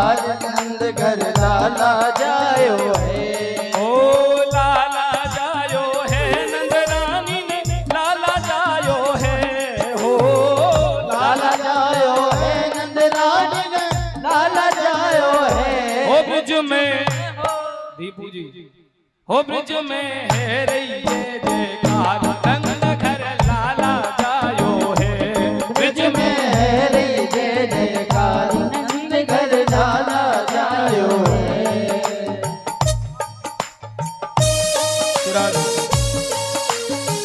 बधाई नंद की लाला की जय हो।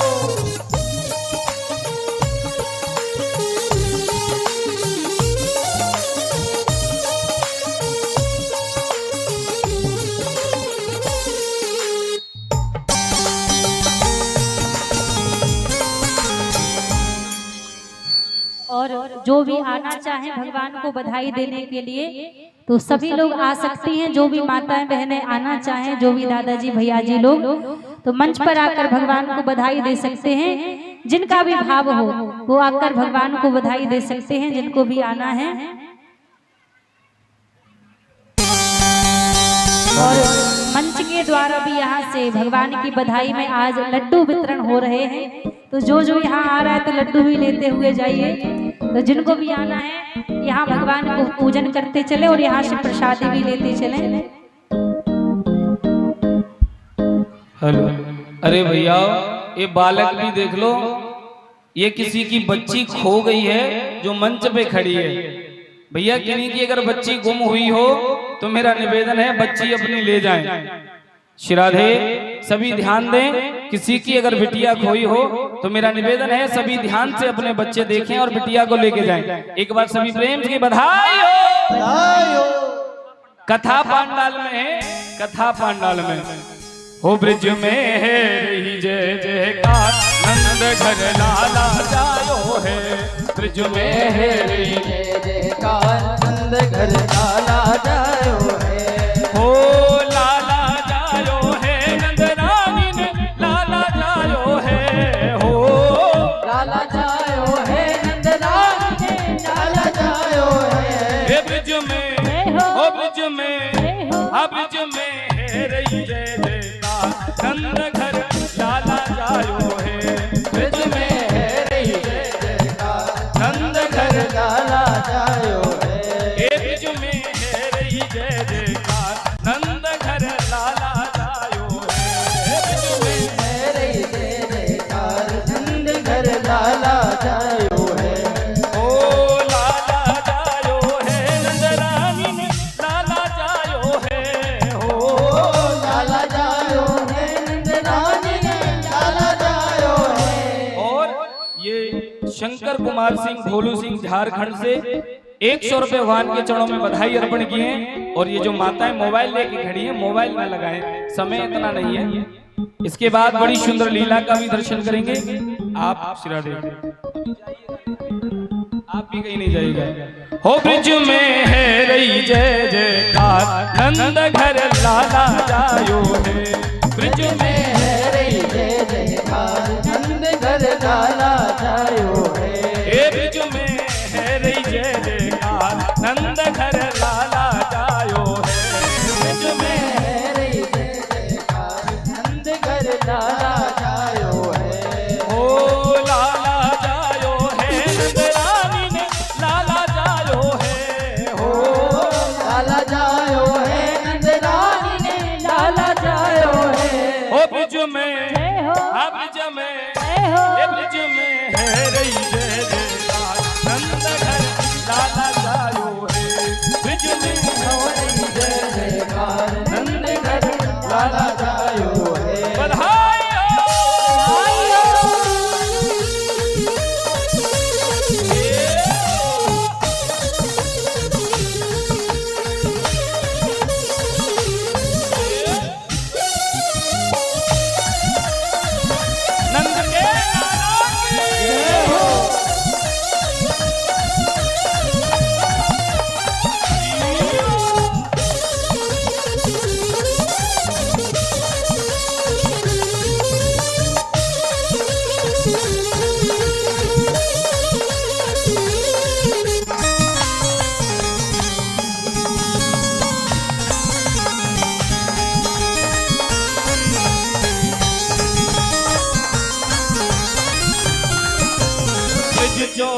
चौरासी कोस में भैया, ब्रज 84 कोस में भैया, ब्रज 84 कोस में भैया, ब्रज 84 कोस में भैया। सब कहे धन्य यशोदा मैया, सब कहे धन्य यशोदा मैया, सब कहे धन्य यशोदा मैया, सब कहे धन्य यशोदा मैया। ब्रज 84 कोस में भैया, ब्रज 84 कोस में भैया, सब कहे धन्य यशोदा मैया, सब कहे धन्य यशोदा मैया। 80 साल की आयु में सुख यशोदायो है, ओ 80 साल की आयु में सुत यशोदायो हो ब्रज में, जय हो, हे ब्रज में, जय हो। हे ब्रज में है रही जय जयकार, नंद घर लाला जायो है, ब्रज में जय जयकार नंद घर लाला। बधाई हो। बधाई हो।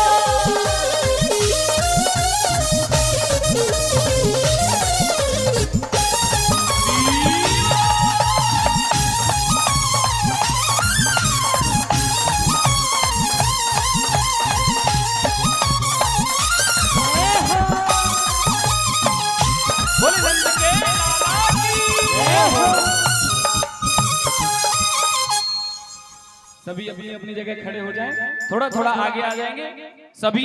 अब मंच से आप सभी को बधाई लुटाई जाएगी, तो सभी थोड़ा थोड़ा आगे आ जाएं।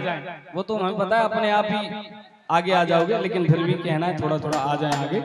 हाँ, बोली नंद के लाला की जय, कृष्ण कन्हैया लाल की जय। सभी थोड़ा थोड़ा आगे आ जाएंगे। प्रियम भैया आप भी आ जाएं। और जिन्हें ठाकुर जी को बधाई देनी है वो एक एक करके मंच पे आ सकते हैं। एक बार सभी प्रेम से कहिए श्री राधे श्याम। वो हम हैं, टेंशन नहीं है। एक बार प्रेम से बधाई हो। बधाई हो। अरे भैया दादा आप भी आ जाओ, टेंशन नहीं तो कुछ मांगेंगे नहीं। आ जाओ जी जी, इधर आ जाओ, तुम जा लेके। अच्छा, सभी खड़े हो जाएंगे, सभी खड़े हो जाएं अपनी जगह, कोई भी नहीं बैठा रहे। बोली नंद के लाला की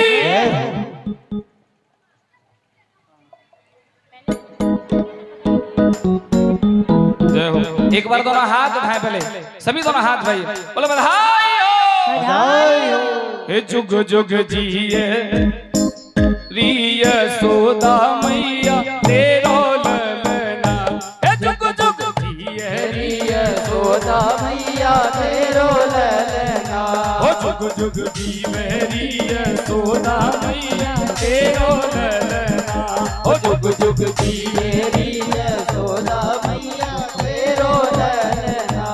ओ तेरो ललना, ओ मैया तेरो ललना। तेरो ललना ओ मैया तेरो ललना। हे जुग जुग जय हो। हे जुग जुग जय हो। हे जुग जुग जीवे रिय सोदा मैया तेरो ललना। हे जुग जुग जीवे यशोदा मैया तेरो ललना। नंद के लाला की।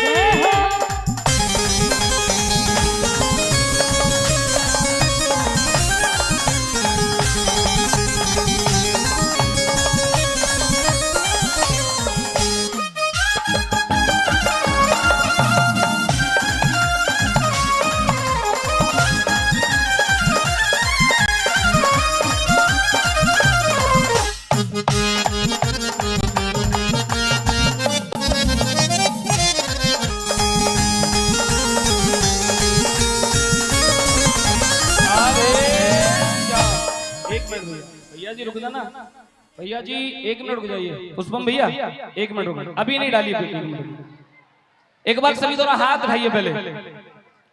अरे भैया 1 मिनट रुक जाओ सभी, हम थोड़ा रुक जाएंगे सभी। एक बार प्रेम से राधे राधे जय राधे राधे।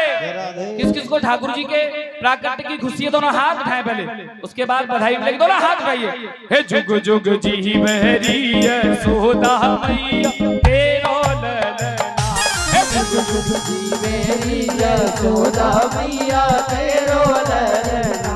हे जुग जुग जुग जीवहरी यशोदा मैया तेरो ललना जुग जुग जीवेरी यशोदा मैया तेरो ललना ओ तेरो ललना ओ मैया तेरो ललना तेरो ललना हो मैया तेरो ललना ओ जुग जुग जुग जुग ए जुग जुग जीवहरी यशोदा मैया तेरो ललना ए जुग जुग जीवहरी यशोदा मैया तेरो ललना।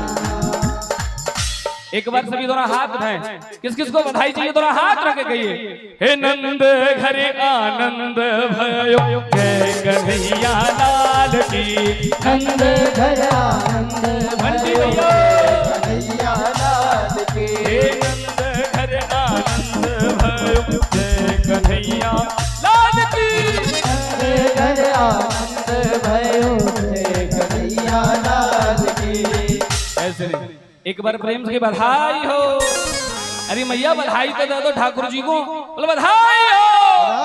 ओ नंद घर आनंद भयो जय कन्हैया लाल की नंद घर आनंद भयो जय कन्हैया लाल की हो जय कन्हैया लाल की गिरिधर गोपाल की जय कन्हैया लाल की गिरधर गोपाल की हो जय कन्हैया लाल की गिरिधर गोपाल की जय कन्हैया लाल की गिरधर गोपाल की हे नंद घर आनंद भयो जय कन्हैया लाल की नंद घर आनंद भयो जय कन्हैया लाल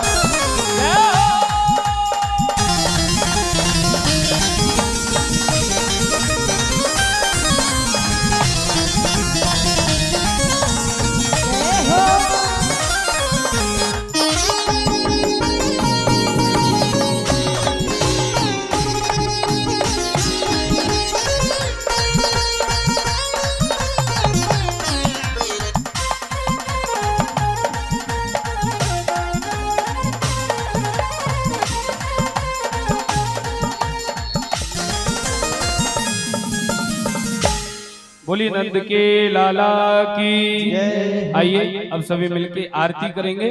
आरती ले लें, प्रसाद देकर के सभी को आरती लेंगे। आरती ले लें सभी। आज बड़ा ही सुंदर आपने बाल कृष्ण लाल के प्राकट्य उत्सव को आप हम सभी ने मनाया। बोले एक बार सभी प्रेम से नंद के लाला की, नंद के लाला की। पुष्पम भैया छोड़ दीजिए, आइए आरती ले लीजिए। श्रादे और भैया ये बच्ची किसी की है कि नहीं है? राधे श्याम मम्मी पापा ही भूल गए लगे सींगन ने लगा के आ तो रोज तुम्हारी है कहाँ है भैया? कर लेते तुम क्यों भैया? वृंदावन ले जाएगा कहा हो? सींग तो बहुत बढ़िया लगा रखे तुमने यार। आइए आरती की तरफ चलते हैं। एक बार सभी प्रेम से राधे राधे राधे। और किस किस को ठाकुर जी के आज प्राकट्य की खुशी है? दोनों हाथ उठाए एक बार, दोनों हाथ उठा करके एक बार सभी हाजिरी लगाएंगे, उसके बाद आरती करेंगे।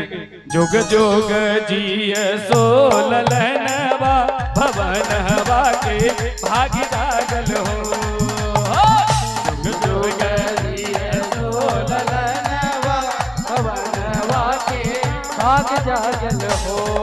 जोग जोग जी सो ललनवा भवनवा के भाग जागल हो।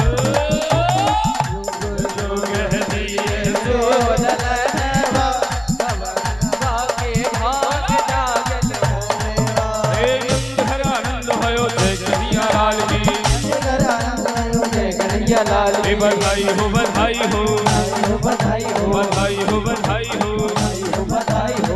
आरती बाल कृष्ण की जय, आरती बाल कृष्ण की जय। ओ आरती बाल कृष्ण की जय, आरती बाल कृष्ण की जय।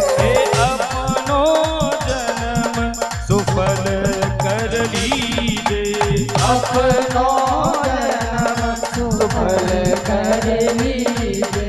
ओ श्री यशोदा को परम दुलारो, श्री यशोदा को परम दुलारो, बाबा की अखियन को तारो, बाबा की अखियन को तारो, गोपिन के प्राण सो प्यारो, गोविंद के प्राण सो प्यारो, इन पे प्राण निछावर कीजे।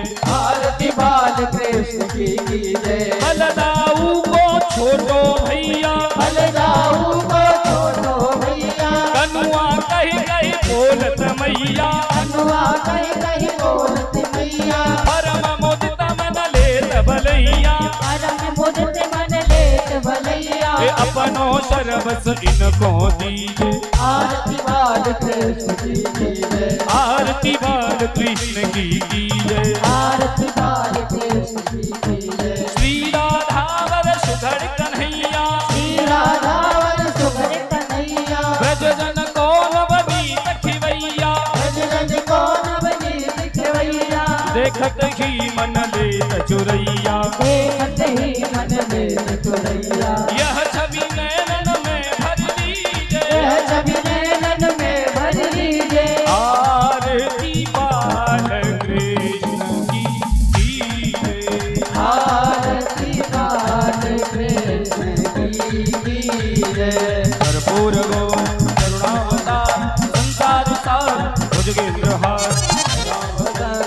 अरविंद भवन भवानी सततमावे। त्वमेव माता पिता त्वमेव बन्धु सखा त्वमेव। त्वमेव त्वमेव सर्वं मम देव देव। हे त्वमेव सर्वं मम देव देव। त्वमेव सर्वं मम देव देव। एक बार सभी दोनों हाथ रख के महामंत्र बोलेंगे, इसके बाद कथा विश्राम। सभी दोनों हाथ रख करके महामंत्र बोलें। ओ हरे कृष्णा कृष्णा कृष्णा हरे हरे, हरे राम राम राम हरे हरे। हरे कृष्णा कृष्णा कृष्णा हरे हरे, हरे राम हरे राम राम राम हरे हरे। ऐसे नहीं, सभी दोनों हाथ उठाएं, सभी दोनों हाथ रख के महामंत्र बोले। ओ हरे कृष्णा कृष्णा कृष्णा हरे हरे, हरे राम हरे राम राम राम हरे हरे। ओ हरे कृष्णा कृष्णा कृष्णा हरे हरे, हरे राम राम राम हरे हरे। ओ हरे कृष्णा कृष्णा कृष्णा हरे हरे, हरे राम राम राम हरे हे हरे। हरे कृष्णा कृष्णा कृष्णा हरे हरे, हरे राम राम हरे हरे। बोले भागवत महापुराण की यज्ञ नारायण भगवान की, वृंदावन बिहारी लाल की जय। जय श्री राधे।